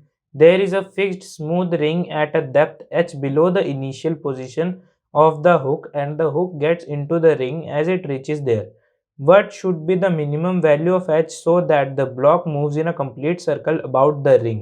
ठीक है, यहाँ पे क्या बोला है कि हमें बोला है कि ये एक ऐसे रॉड है, उसके एक एंड पे हुक है और एक एंड पे ऐसे एक ब्लॉक लग रखा है छोटा सा, ठीक है। और वो यहाँ पे एक क्या है, यहाँ पे क्या बोल रखा है, फिक्स स्मूथ रिंग, ठीक है। तो यहाँ पे एक रिंग जैसा है, मैं थोड़ा सिंप्लीफिकेशन के लिए यहाँ पे ऐसे एक रिंग का एक हिस्सा तो होगा ना कि जिसपे वो ऐसे अटका होगा, ठीक है। तो क्या क्वेश्चन बोल क्या रहा है, आप देखो यहाँ पे ऐसे h हाइट से इस रिंग को, रॉड को घेरा है, वो घेर के क्या हुआ, इसका जो हुक था वो इस रिंग में अटैच हो गया और वो क्या हुआ, ऐसे घूम गया, ठीक है, पूरा एक सर्कल घूम गया। अब हमें ये पूछा है कि जो कितनी हाइट होनी चाहिए मिनिमम कि ये जो रॉड है ये पूरा एक ऐसे सर्कल घूम जाए, ठीक है। तो यहाँ पे देखो एक्चुअली देखो क्या हुआ है, बोल क्या रहा है क्वेश्चन में कि जैसे मान लो ये वो रॉड था, ठीक है, मान लो ये रॉड है, ये साइड उसका हुक है और ये साइड उसका ब्लॉक लग रखा है, ठीक है। और मान लो ये देखो ये ऐसे रिंग है, ये वर्टिकली दिखा रहा हूँ मैं आपको, मतलब जेड एक्सिस में दिखा रहा हूँ आपको, ये हमारी वो रिंग है। तो वो ऐसे गिरी, ये हुक यहाँ पे इसके ऐसे अटैच हो गया, ये ऐसे अटक गया यहाँ पे, और ये क्या हुआ, ये पूरा एक ऐसे सर्कल ले लिया इसने, ठीक है, ऐसे एक सर्कल ले लिया। तो हमें यह पूछा कि इसकी हाइट h कितना होना चाहिए ताकि ऐसे सर्कल ले ले वो, ठीक है। तो यहाँ पे देखो इसकी लेंथ हमें कितनी दे रखी है, लेंथ हमें L बोल रखी है इस पूरे की, ठीक है, लेंथ L है हमारी। अब यहाँ पे देखो जब वो सर्कल घूमेगा तो मैं क्या करता हूँ, मैं इस पोजीशन पे मान लेता हूँ उसे कि हमारा ये जो है इस पोजीशन में जब वो आएगा, मैं तब की बात करूँ, ठीक है। तो ये कुछ ऐसे होएगा या उस पोजीशन में, तो यहाँ पे आएगा तो देखो सर्कल तो कुछ वो ऐसे घूमेगा ना, फिर यहाँ से ऐसे ऐसे जाएगा, फिर ऐसे घूमेगा। मैं सिर्फ फिलहाल इतना ही बना रहा हूँ, ठीक है। तो यहाँ पे ये जो होगी ये भी कितनी होगी, ये भी एल होगी, ठीक है। तो यहाँ आप देखो, यहाँ से अगर मैं इसकी वेलोसिटी निकालूं, वेलोसिटी मेरी कितनी आएगी, देखो यहाँ पे ये कितनी हाइट पे है, यहाँ पे देखो एनर्जी कंजर्वेशन लगाने वाले हैं। अब देखो यहाँ पे वो कितनी हाइट पे, एच हाइट पे है, ठीक है। तो इसका मतलब क्या हुआ, यहाँ पे उसकी एक एनर्जी होगी, पोटेंशियल एनर्जी, जो कितनी होगी, mgh, ठीक है। अब यहाँ पे देखो जब वो गिर गया तो यहाँ पे एक उसे वेलोसिटी मिल गई, वेलोसिटी मिल गई तभी तो वो ऐसे घूमा है, v वेलोसिटी मिल गई तभी, उसकी वजह से तो गोल घूम रहा है ना वो, ठीक है। तो v वेलोसिटी मिल गई, v वेलोसिटी मतलब मिली है तो एक काइनेटिक एनर्जी भी मिली होगी, यानी कि हाफ mv², ठीक है। यहाँ से m गया तो v की वैल्यू मेरी कितनी आ गई, v की वैल्यू आई √2gh, ठीक है। तो ये जो है ये आ गई मेरी v की वैल्यू, मतलब इतनी स्पीड से, इतनी जो उसकी स्पीड थी, इतनी स्पीड से वो गया। अब देखो, अब यहाँ पे मैं क्या बोल रहा हूँ कि अब मैं इस पोजीशन को इनिशियल मान लेता हूँ, मतलब इस जगह को अपना रेफरेंस पॉइंट मान लेता हूँ यहाँ पे, ठीक है।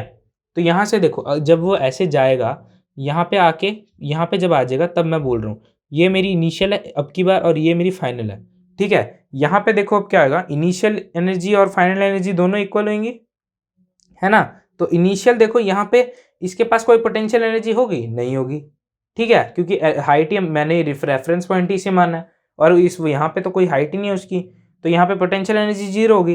पर यहाँ पे एक v है जिसकी वजह से इसे क्या मिल रहा है, एक काइनेटिक एनर्जी मिल रहा है हाफ mv² का, ठीक है। और ये किसके इक्वल है, यहाँ फाइनल हमारा, मैंने क्या बोला, फाइनल हम ये मान रहे हैं, तो यहाँ पे उसके पास क्या होगी, काइनेटिक एनर्जी तो नहीं होगी, क्योंकि देखो मान लो काइनेटिक एनर्जी नहीं है, क्योंकि यहाँ पे अगर वो यहाँ तक भी पहुंच गया तो अपने आप वो इधर गिर जाएगा, जिसकी वजह से एक सर्कल कंप्लीट हो जाएगा उसका, उसे बस यहाँ तक पहुंचना है, ठीक है। तो वर्स्ट केस मान के चल रहे हैं कि यहाँ पे उसकी वेलोसिटी 0 हो जाती है मान लो, फिर भी वो इधर गिरेगा जरूर, ठीक है, क्योंकि उसका mg का एक कंपोनेंट उसे इधर खींच के लाएगा। तो देखो वो सब बात की बातें हैं। यहाँ पे देखो, यहाँ पे उस पर पोटेंशियल एनर्जी क्या होगी, mg, हाइट कितनी पे, l पे है, ठीक है। तो यहाँ से m गया हमारा, अब यहाँ पे क्या है, v की वैल्यू डाल दो, v2gh है तो ये हो जाएगा हमारा हाफ 2gh हो जाएगा, ये स्क्वायर है ना, तो स्क्वायर से स्क्वायर गया, ये हाफ से हाफ गया, यहाँ पे क्या बचा था, gl बचा था, g से g गया, यानी कि अब देखो हमारे पास इसका रिजल्ट आ गया। हमारा जो h होना चाहिए वो किसके इक्वल होना चाहिए, वो l के इक्वल होना चाहिए।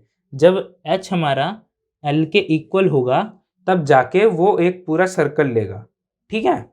हमारा क्वेश्चन है, a simple pendulum consists of a 50 centimeter long string connected to a 100-gram ball. The ball is pulled aside so that the string makes an angle of 37 degree with the vertical and is then released. Find the tension in the string when the bob is at its lowest position.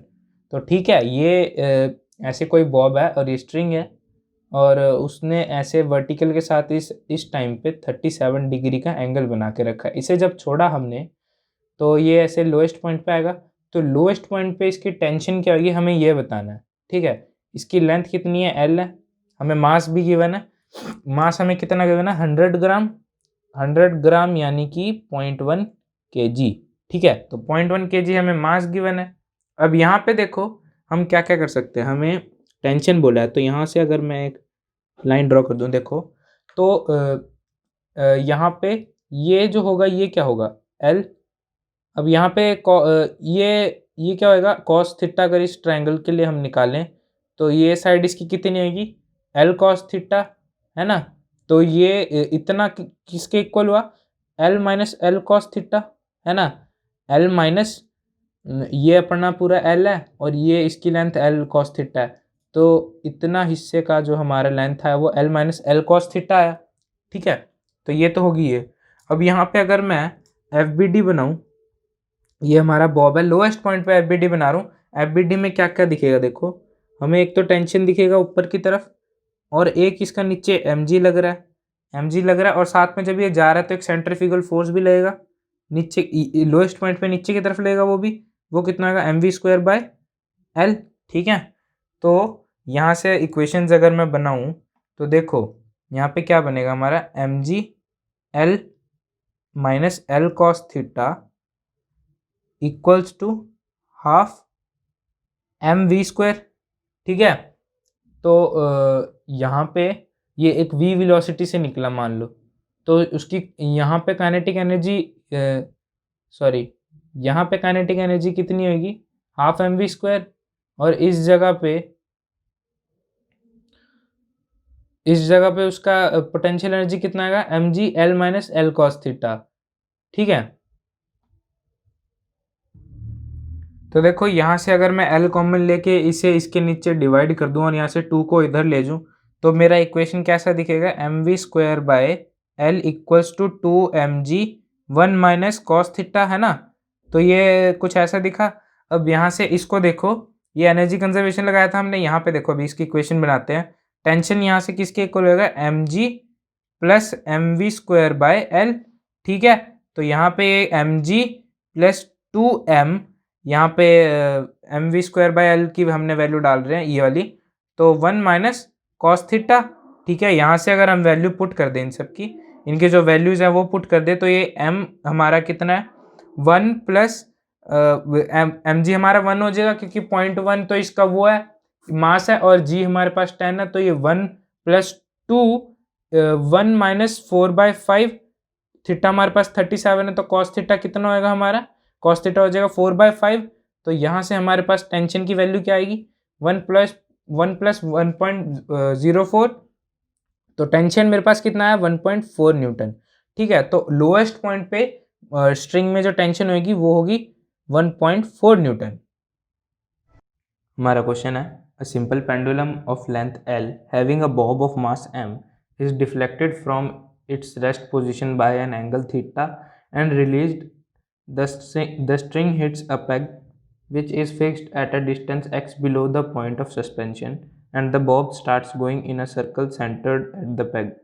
A. Assuming that initially the bob has a height less than the peg, show that the maximum height reached by the bob equals its initial height.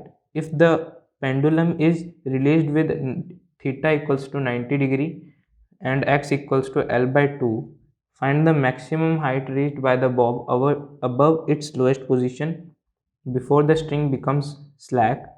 Find the minimum value of x by L for which the bob goes in a complete circle about the peg when the pendulum is released from theta equals to 90 degree.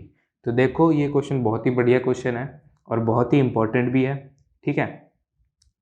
तो ये हमारा एक string है और साथ में हमारा Bob लग रखा है इस पर। अब यहाँ पे क्या हुआ, इसको जब हमने रेस्ट पे छोड़ा यहाँ से एक थीटा एंगल पे वर्टिकल के साथ, तो ये जाएगा कुछ ऐसे जाएगा और एक पॉइंट पे ये यहाँ पे आ जाएगा, है ना, बॉब यहाँ पे आ जाएगा, और फिर यहाँ इसके बाद जब वो जाएगा तो सिर्फ इतना हिस्सा उसका सर्कुलर मोशन करेगा, क्योंकि यहाँ पे क्या एक पैग है, तो ये हिस्सा जब ऐसे जा रहा है तो ये हिस्सा यहाँ पे टक जा रहा है और ये बाकी का नीचे का हिस्सा ऐसे मूव कर रहा है, ठीक है।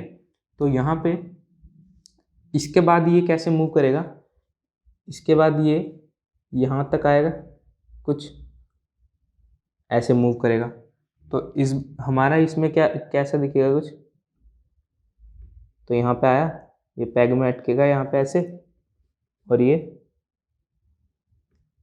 हमारे बॉब तक स्ट्रिंग, ठीक है। तो ऐसा सिनेरियो होगा कुछ, तो ऐसे ये मूव करेगा, ठीक है। तो अब यहाँ पे देखो, इस पॉइंट पे ये कुछ ऐसे यहाँ पे होएगा, तो इसका वो क्या हुआ, ट्रैजेक्टरी कैसी, मतलब ये कैसे मूव करेगा, ये ऐसे जाएगा और फिर यहाँ तक जाएगा। तो ए पार्ट में हमें ये पूछा है कि हमें ये बताना है कि ये जो हाइट है दोनों, ये दोनों इक्वल है। अब यहाँ पे देखो, यहाँ पे हो क्या रहा है एग्जैक्टली, ये देखो, ये लेवल दोनों का सेम बताना हमें कि दोनों सेम लेवल पे है, ठीक है। इसको अपना रेफरेंस पॉइंट मान लेता हूँ मैं, यानी कि यहाँ पे जो है पोटेंशियल एनर्जी जो है वो मेरी ज़ीरो है, ठीक है। अब यहाँ पे देखो, यहाँ पे हो क्या रहा था, यहाँ पे वेलोसिटी जो है उसके पास वो ज़ीरो है। वेलोसिटी अगर इसके पास ज़ीरो, तो यहाँ पे कोई काइनेटिक एनर्जी भी नहीं होगी, है ना, काइनेटिक एनर्जी भी ज़ीरो है। पर ये एक h1 हाइट पे है, h1 बोल देता हूँ मैं रेफरेंस पॉइंट से, एक h1 हाइट पे है, तो यानी कि इसके पास एक पोटेंशियल एनर्जी है ठीक है, जो कि क्या है MgH1, ठीक है।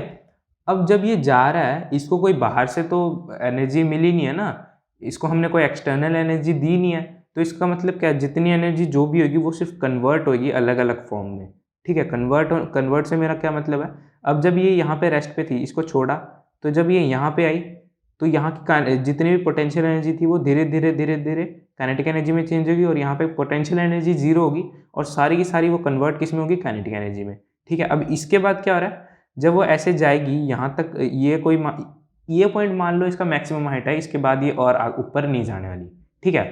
तो इसकी जो मैक्सिमम हाइट होगी, ये कितनी मैक्सिमम हाइट तक जा सकता है, देखो इसमें कोई बाहर से एनर्जी नहीं दी, तो इसका मतलब क्या है, यहाँ पे जितनी पोटेंशियल एनर्जी थी वो यहाँ काइनेटिक एनर्जी में चेंज हुई, काइनेटिक एनर्जी जितनी भी पोटेंशियल एनर्जी यहाँ थी वो काइनेटिक एनर्जी में चेंज होगी, तो यहाँ की सारी काइनेटिक एनर्जी यहाँ पे जाएगी, और वो सारी की सारी पोटेंशियल एनर्जी में चेंज हो जाएगी। तो देखो मतलब एनर्जी कोई बाहर से मिली नहीं है, एक्स्ट्रा एनर्जी कोई दी नहीं है हमने, तो यहाँ पे जितनी एनर्जी थी यहाँ पे भी उतनी एनर्जी थी, बस फॉर्म अलग था, काइनेटिक एनर्जी थी। यहाँ पे चेंज होती गई वो पोटेंशियल एनर्जी में चेंज होगी, यहाँ पे आके रुक जाएगी वो, तो यहाँ पे कितनी पोटेंशियल एनर्जी आ जाएगी और काइनेटिक एनर्जी जीरो हो जाएगी। तो यानी कि जितनी पोटेंशियल एनर्जी यहाँ पे थी उतनी ही पोटेंशियल एनर्जी यहाँ पे थी, तो इसका मतलब क्या हुआ, mg दोनों तो सेम ही है, इसका मतलब क्या हुआ, h भी हमारा सेम होएगा, तभी तो पोटेंशियल एनर्जी भी सेम होएगी ना। तो मतलब इसका मतलब हमने जो ए पार्ट है वो तो थ्योरेटिकली कर दिया, मतलब मूंजबानी कर दिया कि दोनों h1 हाइट ही होगी दोनों जब ये ऐसे मूव करेगा, ठीक है।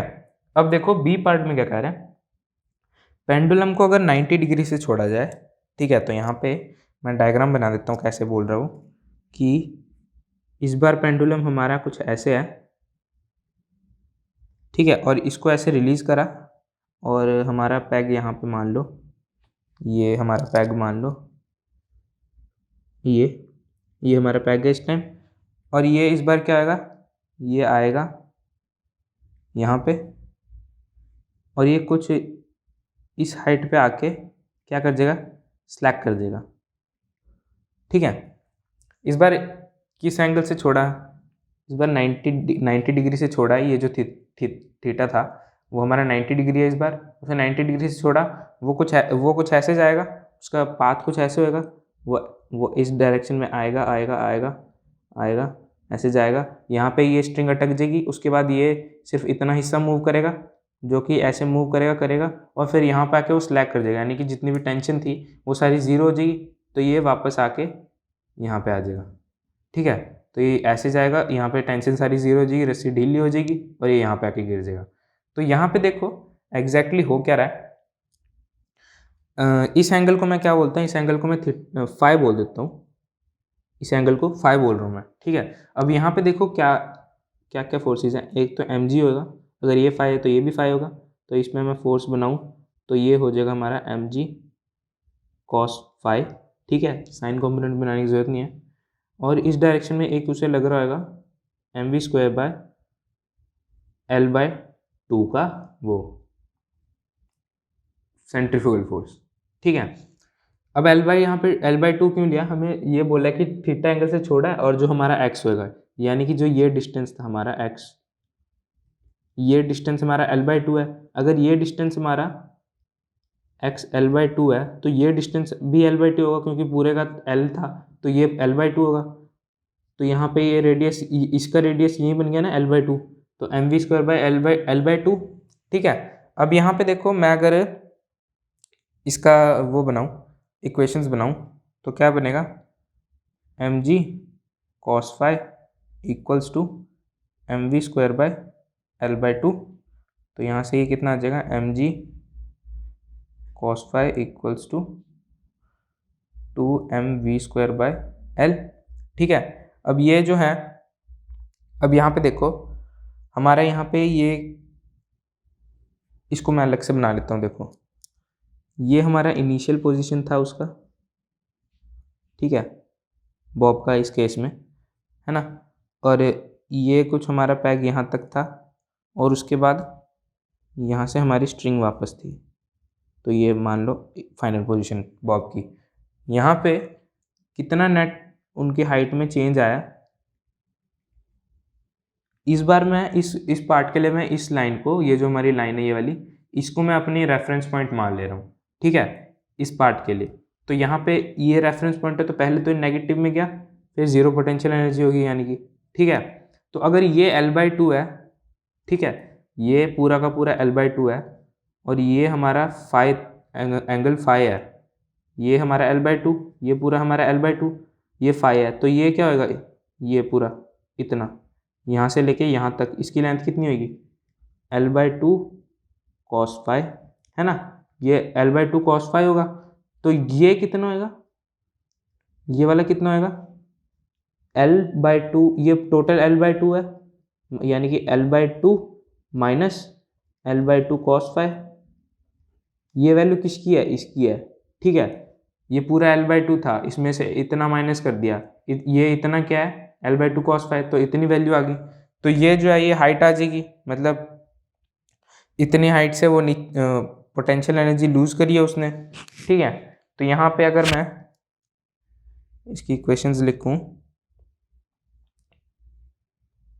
तो देखो इसकी इक्वेशंस क्या बनेगी, अगर मैं इक्वेशंस बनाऊं तो एनर्जी कंजर्वेशन अगर लगाएं हम तो mg L/2 1 minus cos phi, ये तो हो गया पोटेंशियल एनर्जी, और लास्ट में उसके पास एक वेलोसिटी थी, तो वो कितना हो गया, हाफ mv², ठीक है। तो ये इनिशियल थी और ये फाइनल थी, हाफ mv² उसके पास काइनेटिक एनर्जी। तो हमारे पास हम क्या करेंगे, इसको रिप्लेस करते हैं। यहाँ पे हमारे पास क्या था, देखो ये हमने इक्वेशन बनाई थी ना, तो यहाँ पे क्या करता हूँ मैं,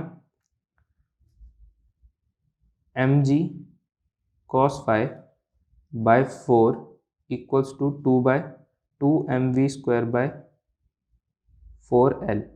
यहाँ पे क्या करा मैंने, 4 से डिवाइड, दोनों तरफ डिवाइड कर दिया, ठीक है। तो यहाँ से मेरा क्या आ जाएगा, ये तो कट गया 2, ठीक है। तो यहाँ से हाफ mv² की वैल्यू कितनी आ जाएगी मेरी, mgl cos फाई अपॉन 4, ठीक है।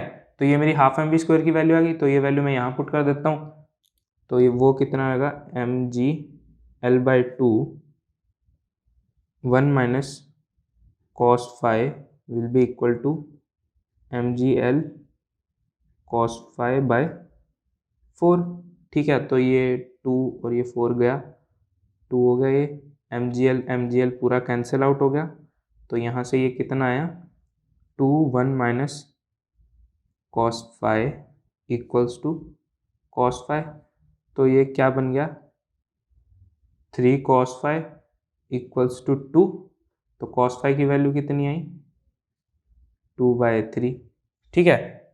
तो ये हमारी आ गई 2/3 cos फाई की वैल्यू। तो हमारी जो मैक्सिमम, अब हमें मैक्सिमम हाइट निकालना है, मैक्सिमम हाइट हमारी क्या आएगी, मैक्सिमम हाइट लिख लेता हूँ मैं,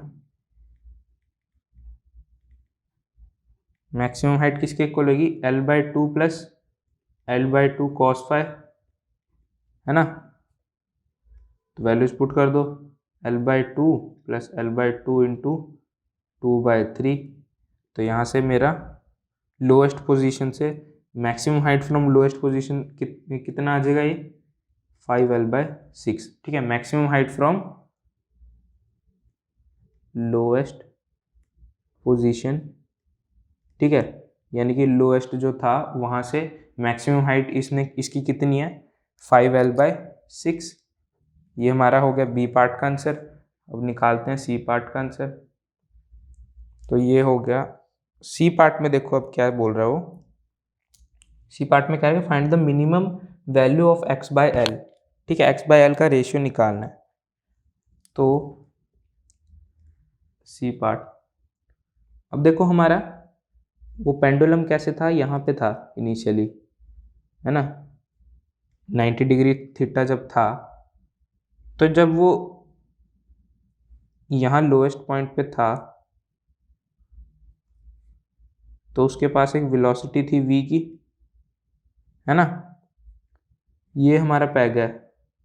उसके बाद फिर वो यहाँ पे पहुँच गया मान लो, ठीक है।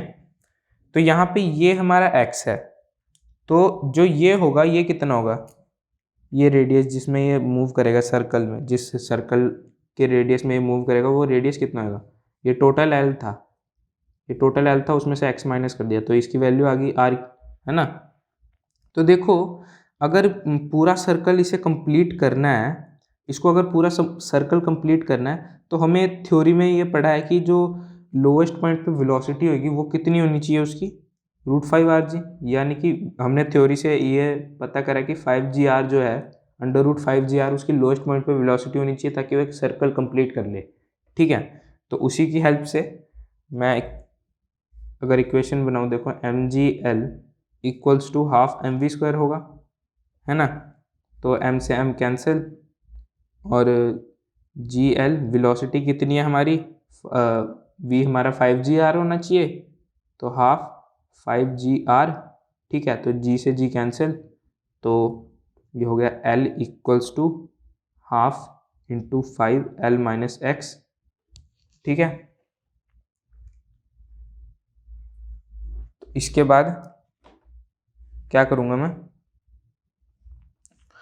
इसको मैं क्रॉस मल्टीप्लाई कर दो, 2l equals to 5l minus 5x, तो 5x इक्वल्स टू 3l, तो यहाँ से हमारा x/l का रेशियो आ गया जो कि है 3/5।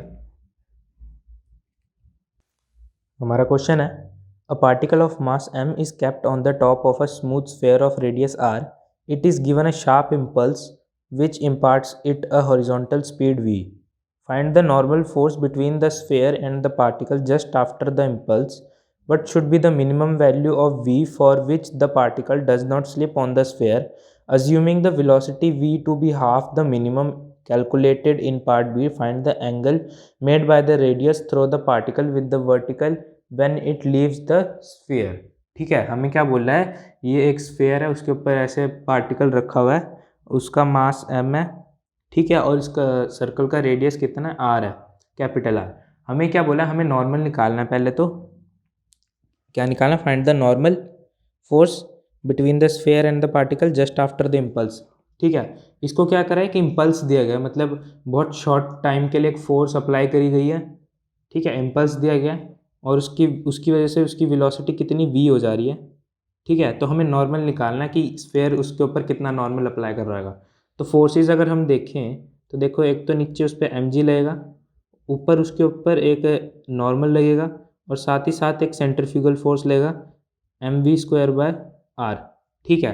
तो यहाँ से अगर मैं इक्वेशन बनाऊँ इसकी, तो इक्वेशन क्या बनेगी, ए पार्ट में हम कर रहे हैं, इक्वेशन क्या बनेगी, n plus mv²/r equals to mg। तो यहाँ से नॉर्मल की वैल्यू कितनी आ जाएगी, mg माइनस mv²/r, ठीक है। तो ये जो वैल्यू है ये हमारी नॉर्मल की वैल्यू आ गई, तो ए पार्ट हमारा हो गया, ठीक है। अब देखो, अब क्वेश्चन का असली पार्ट, मतलब असली रियल क्वेश्चन अभी स्टार्ट होगा। ये जो क्वेश्चन है बहुत ही प्यारा क्वेश्चन है, और ये जेईई एडवांस लेवल के क्वेश्चन है, ठीक है।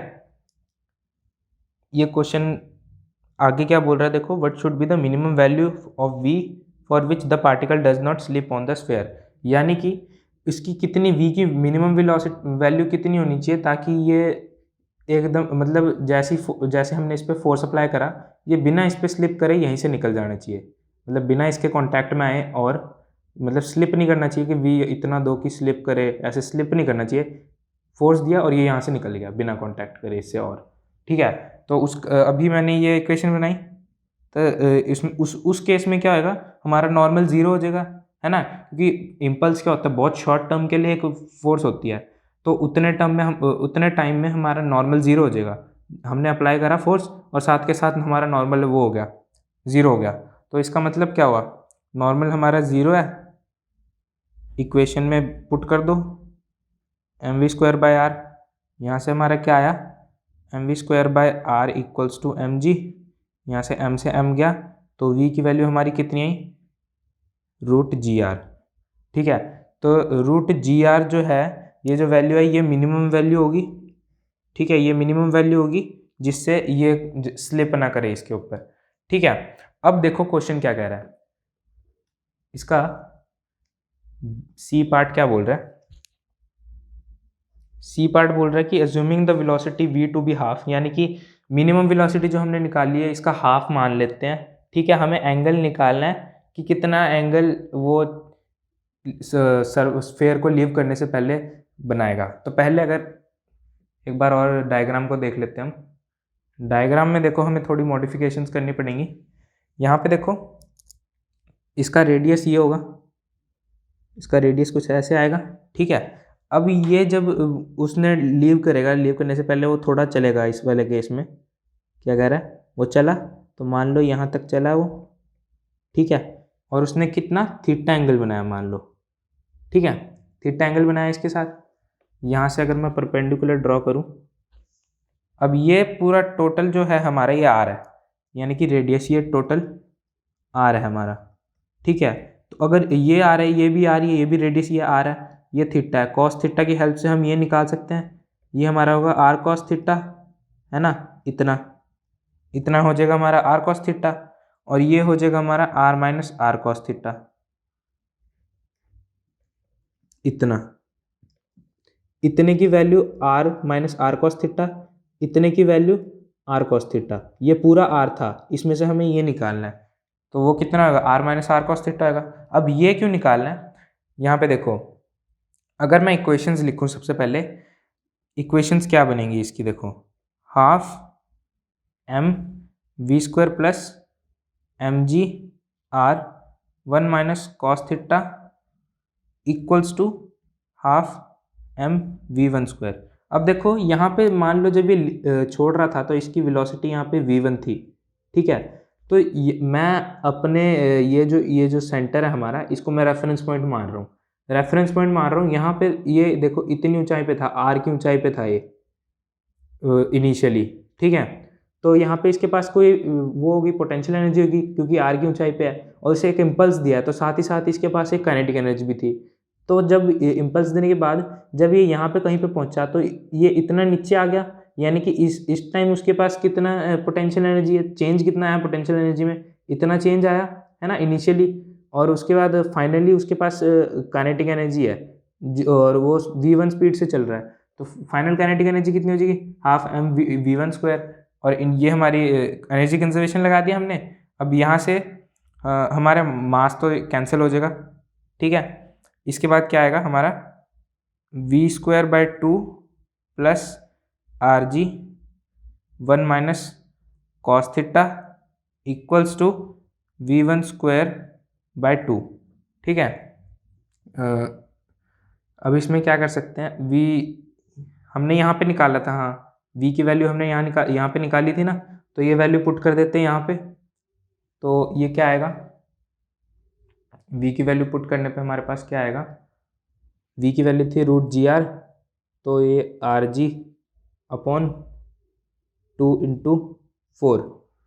अब यहाँ पे 2 इंटू 4 क्यों लिखा मैंने, हमारे पास क्या है, हमें इस पार्ट में क्या बोला है कि जो मिनिमम वेलोसिटी आई थी बी पार्ट में, यानी कि ये वाली, उसका हमें हाफ लेना है। तो इसका √gr बाय हाफ, तो ये तो v हो गया, ठीक है। हमें यहाँ पे v स्क्वायर बोला है, तो आर जी रूट स्क्वायर से कैंसिल हो गया, और नीचे 2 था, मतलब हाफ लिया था जो हमने, वो 4 बन गया, और 2 यहाँ पे पहले से था, तो ये क्लियर, ठीक है। तो यहाँ से R G 1 minus cos theta equals to v1 square by 2। अब यहाँ पे हमें v1 को एलिमिनेट करना पड़ेगा। अब v1 को एलिमिनेट करने के लिए देखो, हमारा जो ब्लॉक था वो कुछ ऐसे हालत में था वहाँ बॉक्स स्फेयर के ऊपर। तो इस पे फोर्सेस देखो, नीचे तो mg लेगा, तो mg का एक कंपोनेंट लिखे अगर, तो इस डायरेक्शन में तो mg कॉस थीटा आएगा, है ना। और इस डायरेक्शन में क्या होगा, उसके पास एक centrifugal force mv1 square by r, ठीक है। तो यहाँ पे उसने बोला कांटेक्ट छोड़ देगा, तो यहाँ पे नॉर्मल 0 हो जाएगा, है ना, ऑब्वियस ही बात है, हमने पिछले क्वेश्चंस में करा है, तो नॉर्मल 0 हो जाएगा। तो यहाँ पे अगर हम इक्वेशंस बना के देखें तो ये क्या आएगा, mv1 square by r equals to mg cos theta, ठीक है। तो यहाँ से m से m कैंसिल हो गया, तो v1 स्क्वायर की वैल्यू कितनी आई हमारी, rg कॉस थीटा, ठीक है। इस वैल्यू को यहाँ पे पुट कर दो, तो वो क्या आएगा, ये आ जाएगा rg plus 8rg 1 minus cos theta equals to 4v1 square. यहाँ पे एलसीएम ले लिया मैंने, ठीक है। एलसीएम लेने के बाद ये आया मेरा, वैल्यू पुट कर दो अब इसके बाद। R G plus 8 RG 1 minus cos theta equals to 4 RG cos theta. ठीक है, अब बस क्या करना, अब हमें बस इसे सॉल्व करना है एल्जेब्रिकली। तो इसे सॉल्व करने के बाद हमारे पास आएगा RG plus 8 RG minus 8 RG cos 8 RG minus 8 RG cos theta equals to 4 RG cos theta. तो यहाँ से ये तो हो गया 9 RG और ये उधर जाके हो जाएगा 12 RG कॉस थीटा। ठीक है, और बस अब यहाँ से RG कैंसिल, तो हमारा कॉस थीटा यहाँ पे कितना आया, ये आ गया 9/12 यानी कि 3/4। तो हमारा थीटा जो है वो कितना आया, कॉस इनवर्स 3/4। तो ये आ गया हमारा सी पार्ट, थीटा कितना था उसका। ठीक है, बहुत ही बढ़िया क्वेश्चन था ये, बहुत ही इंपॉर्टेंट है जेईई एडवांस के लिए भी और मेंस के लिए भी। ठीक है, हमारा क्वेश्चन है a figure shows a smooth track which consists of a straight inclined part of length L joining smoothly with the circular part. A particle of mass m is projected up the incline from its bottom. Find the minimum projection speed v0 for which the particle reaches the top of the track. Assuming that the projection speed is 2v0 and that the block does not lose contact with the track before reaching its top. Find the force acting on it when it reaches the top. Assuming that the projection speed is only slightly greater than v0, where will the block lose contact with the track? ठीक है, तो यहाँ पे question क्या कह रहा है कि हमारे पास ऐसे ये कोई ट्रैक है, ठीक है, और ये स्मूथली ज्वाइन हो रहा है एक सर्कल से ऐसे, जिसका रेडियस आर है और इसकी लेंथ हमें एल दे रखी है। अब ये बोला है पहले पार्ट में हमें इसका वी नोट निकालना है कि यहाँ से कितना वी नोट हमें देना चाहिए ताकि वो यहाँ पे ट्रैक के टॉप पे पहुँच जाए। ट्रैक का टॉप देखो यहाँ पे है, अब यहाँ पे एक हल्का सा स्मूथली बोला है पर फिर भी हल्का सा ये ट्रैक तो यहाँ पे ख़त्म हो जा रहा है ना, उसके बाद तो ये सर्कल स्टार्ट हो जा रहा है ना।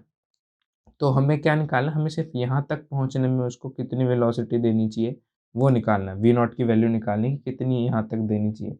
अब देखो ये हमारा एल है, ये हमारा थीटा है, तो ये यहाँ तक वैल्यू हमारी कितनी होगी, देखो यहाँ से यहाँ तक हमारा कितना लेंथ होगा, ये होगा हमारा एल साइन थीटा। ठीक है, ये हो गया हमारा एल साइन थीटा, है ना। अब देखो हमें बोल रखा है यहाँ पे इसका सेंटर कितना है, इसका सेंटर हमें दे रखा है आर, मतलब रेडियस कितना दे रखा है हमें आर। ठीक है, ये एल साइन थीटा, तो हमें सिर्फ यहाँ तक निकालना है कि यहाँ तक पहुँचने के लिए हमें कितना वी नॉट देना पड़ेगा उसे। ठीक है, तो ए पार्ट में हमें वी नॉट निकालना है यहाँ तक पहुँचाने के लिए उसे। तो देखो उसके पास यहाँ पे कोई काइनेटिक एनर्जी दी हमने, हाफ mv v0 स्क्वायर। ठीक है, जो यहाँ पे जाके किस में चेंज होगी, एक उसमें चेंज होगी, सॉरी उसने ट्रैक के टॉप पे पूछा है ना, find the minimum projection speed for which the particle reaches the top of the track. Top of the track है, टॉप ऑफ द ट्रैक तो ये होगा, यहाँ तक तो बस ये इंक्लाइन है। ठीक है, ट्रैक का टॉप टॉप ये मतलब यहाँ पे उसकी पोजीशन क्या होगी। तो देखो ये पूरा आर है, इतना एल साइन थीटा यहाँ तक एल साइन थीटा है और ये पूरा आर है। तो हमें हम क्या करेंगे, क्या कर लें, हाँ यहाँ से देखो इसको इसको भी एंगल थीटा मान लेते हैं। ठीक है, ये जो एंगल है इसको थीटा मान लेते हैं, ये यहाँ पे ख़त्म हो रहा है, तो इतना इसका कितना लेंथ होएगा, इतने का क्या लेंथ होएगा, आर कॉस थीटा, है ना, इतने का आर कॉस थीटा है, ये टोटल आर है, तो इसका लेंथ क्या होएगा, ये जो इतना लेंथ है, ये जो है इसका लेंथ क्या होगा, R minus R cos theta, है ना, यही होगा ना। देखो ये आर था, ये थीटा था, तो इतना कितना होगा आर कॉस थीटा, और इतने का वैल्यू कितना हुआ R minus R cos theta. तो हमें यहाँ पे पहुँचने के बाद निकालना है, यहाँ तक पहुँचाने के लिए उसे कितनी वेलोसिटी देनी है ये निकालना है। ठीक है, तो मतलब ये प्लस ये ऐड करना पड़ेगा, है ना। तो वहीं पोटेंशियल एनर्जी में ये जितने भी काइनेटिक एनर्जी थी यहाँ पे वो सारी यहाँ पे पोटेंशियल एनर्जी में चेंज होगी। तो बस उसका लिखते हैं mg। हाइट हमारा देखो क्या होएगा, हाइट होगी हमारी L sine theta plus R 1 minus cos theta. ठीक है, यहाँ से मैंने R कॉमन ले लिया बस। तो यहाँ से V नॉट की वैल्यू निकाल लो। V नॉट की वैल्यू कितनी होगी, 2g L sine theta plus R 1 minus cos theta. ये आएगा हमारा अंडर रूट में, ये पूरी की वैल्यू हमारी अंडर रूट में। ठीक है, तो ये जो हमारी वी नॉट की वैल्यू आई है ये हमारा फाइनल आंसर है। इतनी वेलोसिटी हमें उसे देनी पड़ेगी ताकि वो वहाँ तक पहुँच जाए। ठीक है, अब अगले पार्ट में देखते हैं क्या बोला है बी पार्ट में बोला है, बी पार्ट में कह रहा है कि assuming that the initial projection speed is 2v0, यानी कि हमें इनिशियल प्रोजेक्शन स्पीड अब क्या दे रखी है, इनिशियल वेलोसिटी हमें दे रखी है 2v0 की। ठीक है, और आगे क्या बोल रहा है, that the block does not lose contact with the track before reaching its top, find the force acting on it। ठीक है, हमें फोर्स निकालने की, उस पर फोर्स क्या लग रही होगी। अब देखो वहाँ पे डायग्राम में थोड़ा क्लियर करके दिखा देता हूँ मैं। तो हमारा डायग्राम कुछ ऐसे था, है ना। तो जब ब्लॉक यहाँ पे पहुँचा तो यहाँ पे उसकी कुछ वेलोसिटी हुई। ठीक है, तो हमें यहाँ पे जब वो पहुँच गया, हमें वो बोल रहा है अज्यूम करना है कि अभी तक यहाँ तक पहुँचने तक उसने कोई कॉन्टैक्ट लूज़ नहीं करा अभी तक। ठीक है, हमें बस ये निकालना है कि इस पॉइंट पे उस पर नेट फोर्स कितना लग रहेगा। ठीक है, तो यहाँ पे देखो इक्वेशंस लिखे, अगर हम हाफ एम यहाँ वहाँ पे नीचे, यहाँ पे जब वो नीचे था तो उसके पास इनिशियल वेलोसिटी होगी वहाँ पे, मतलब काइनेटिक एनर्जी, और इनिशियल वेलोसिटी 2v0 की बोल लिया हमें। तो 2v0 square equals to mg L sine theta plus R 1 minus cos theta. ठीक है, ये तो होगी उसके पास जितनी भी पोटेंशियल एनर्जी थी। ठीक है, यहाँ पे आके उसके पास एक अभी भी वेलोसिटी है ना, क्योंकि कांटेक्ट तो छोड़ा नहीं है उसने। यहाँ पे वेलोसिटी हमने मानी है कि यहाँ पे एक वेलोसिटी से जा रहा है अभी भी वो। ठीक है, तो मतलब उसके पास और एक काइनेटिक एनर्जी भी होगी हाफ mv स्क्वायर की। ठीक है, तो यहाँ से क्या करते हैं, इसको खोलो, ये हो जाएगा 4v0 स्क्वायर, ये 2 से 2 कट जाएगा। तो 2mv0 square equals to mgl sine theta plus R 1 minus cos theta plus half mv square. ठीक है, तो यहाँ पे अब v0 की वैल्यू डाल दो ऊपर वाली इक्वेशन से। तो ये कितना आ जाएगा, ये हो जाएगा हमारा 2m v0 स्क्वायर है ना, तो ये l sine theta plus R 1 minus cos theta equals to mg l sine theta plus R 1 minus cos theta plus half mv square. ठीक है, अब यहाँ पे इसको सॉल्व करने पर, सिंप्लीफाई करने पर हमारा क्या आएगा, ये आ जाएगा 4mg, सॉरी यहाँ पे 4mg आना था, ये यहाँ पे ये 4mg आना था। ठीक है, तो इसको सॉल्व करने पे हमारे पास आएगा, इसको उधर ले आते हैं, mv square equals to 6mg L sine theta plus R 1 minus cos theta. ठीक है, तो यहाँ से इसको हम और आगे सिंप्लीफाई करेंगे फर्दर, थोड़ी लंबी है कैलकुलेशन पर। तो ये हो जाएगा, दोनों तरफ मैं क्या करूँगा, R से अब डिवाइड कर देता हूँ दोनों तरफ। ठीक है, तो ये आ जाएगा mv square upon R equals to 6mg upon R L sine theta plus R 1 minus cos theta. ठीक है, तो आर को अंदर ले जाता हूँ, तो ये अब ये मेरा आ जाएगा F net equals to M V square by R equals to 6 M G L by R sine theta plus 1 minus cos theta. अब यहाँ पे देखो मैंने एफ नेट इसे क्यों बोला है, आप सोच रहे होंगे मैंने इसे एफ नेट क्यों बोल दिया, ये जो हमारा जितना भी रिजल्ट आया ये, ठीक है। तो देखो यहाँ पे जब वो टॉप पे वो पहुंच रहा था, इधर यहाँ जब वो टॉप पे पहुंच गया था, इधर जब वो टॉप पे पहुंचा है तो वो ऐसे जा रहा है, और अभी यहाँ पे वो रुकेगा नहीं, कांटेक्ट छोड़ा नहीं है, उन्होंने बोला है कि कांटेक्ट अभी उसने छोड़ा नहीं है। तो यानी कि यहाँ पे जब वो यहाँ पे जैसे ही वो यहाँ पे कदम रखेगा अपने, जैसे वो यहाँ पे पहुंच जाएगा, तो ऐसे जब वो जा रहा है तो मतलब एक circular motion move, circular path में मूव कर रहा है, यानी कि एक सेंट्रीपिटल फोर्स उस पर एक्ट कर देगी। तो जो वो एक्ट सेंट्रीपिटल फोर्स है वही हमारी नेट फोर्स है। अब देखो हमने निकाला भी है, M V square by R है, यानी कि हमारा ये सेंट्रीपिटल फोर्स है ना। तो हमारा ये जो हो गया ये एफ नेट हो गया। अब बी पार्ट पे देखते हैं। हाँ, तो सी पार्ट देखते हैं। सी पार्ट में क्या बोला है हमें, सी पार्ट में बोला है कि assuming that the projection speed is only slightly greater than v naught where will the block lose contact with the track। ठीक है, lose contact with the track बोला है अब हमें कि कहाँ पे वो contact lose करेगा।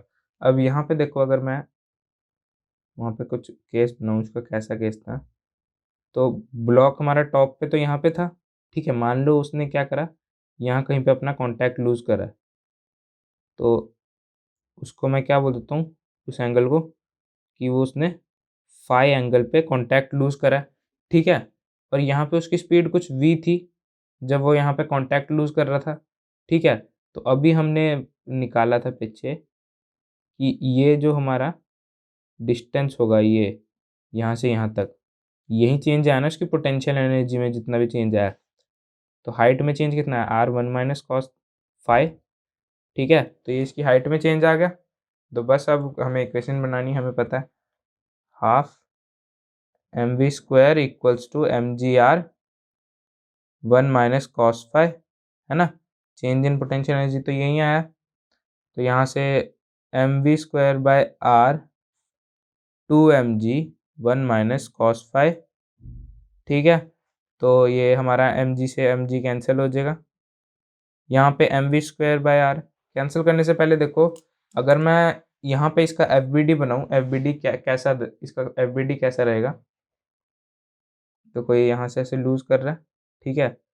तो यहाँ पे इसके पास एक एम जी कॉस फाइव होगा, और इस डायरेक्शन में उसके पास एक M V square by R होगा। यहाँ नॉर्मल नहीं होगा क्योंकि हमें बोला है कि लूज करने वाला है। तो यहाँ पे इक्वेशन क्या बनेगी इसकी, देखो M G cos phi will be equals to M V square by R, ठीक है। अब इसी वैल्यू को यूज़ करते हुए हम यहाँ पे इसकी वैल्यू पुट कर देंगे, M V square by R है, यानी कि M G cos phi equals to 2 mg 1 minus cos phi, ठीक है। तो एम जी से एम जी कैंसिल, तो cos phi equals to 2 minus 2 cos phi. तो यहाँ से हमारा कॉस फाइव का वैल्यू कितना आया, 2/3, यानी कि फाइव की वैल्यू हमारे पास कितनी आई, कॉस इनवर्स 2/3। तो ये जो हमारा आंसर होगा, ये फाइनल आंसर हमारा कि कहाँ पे उसने अपना कॉन्टैक्ट लूज करा, ठीक है। इससे आसान सॉल्यूशन और कहीं नहीं।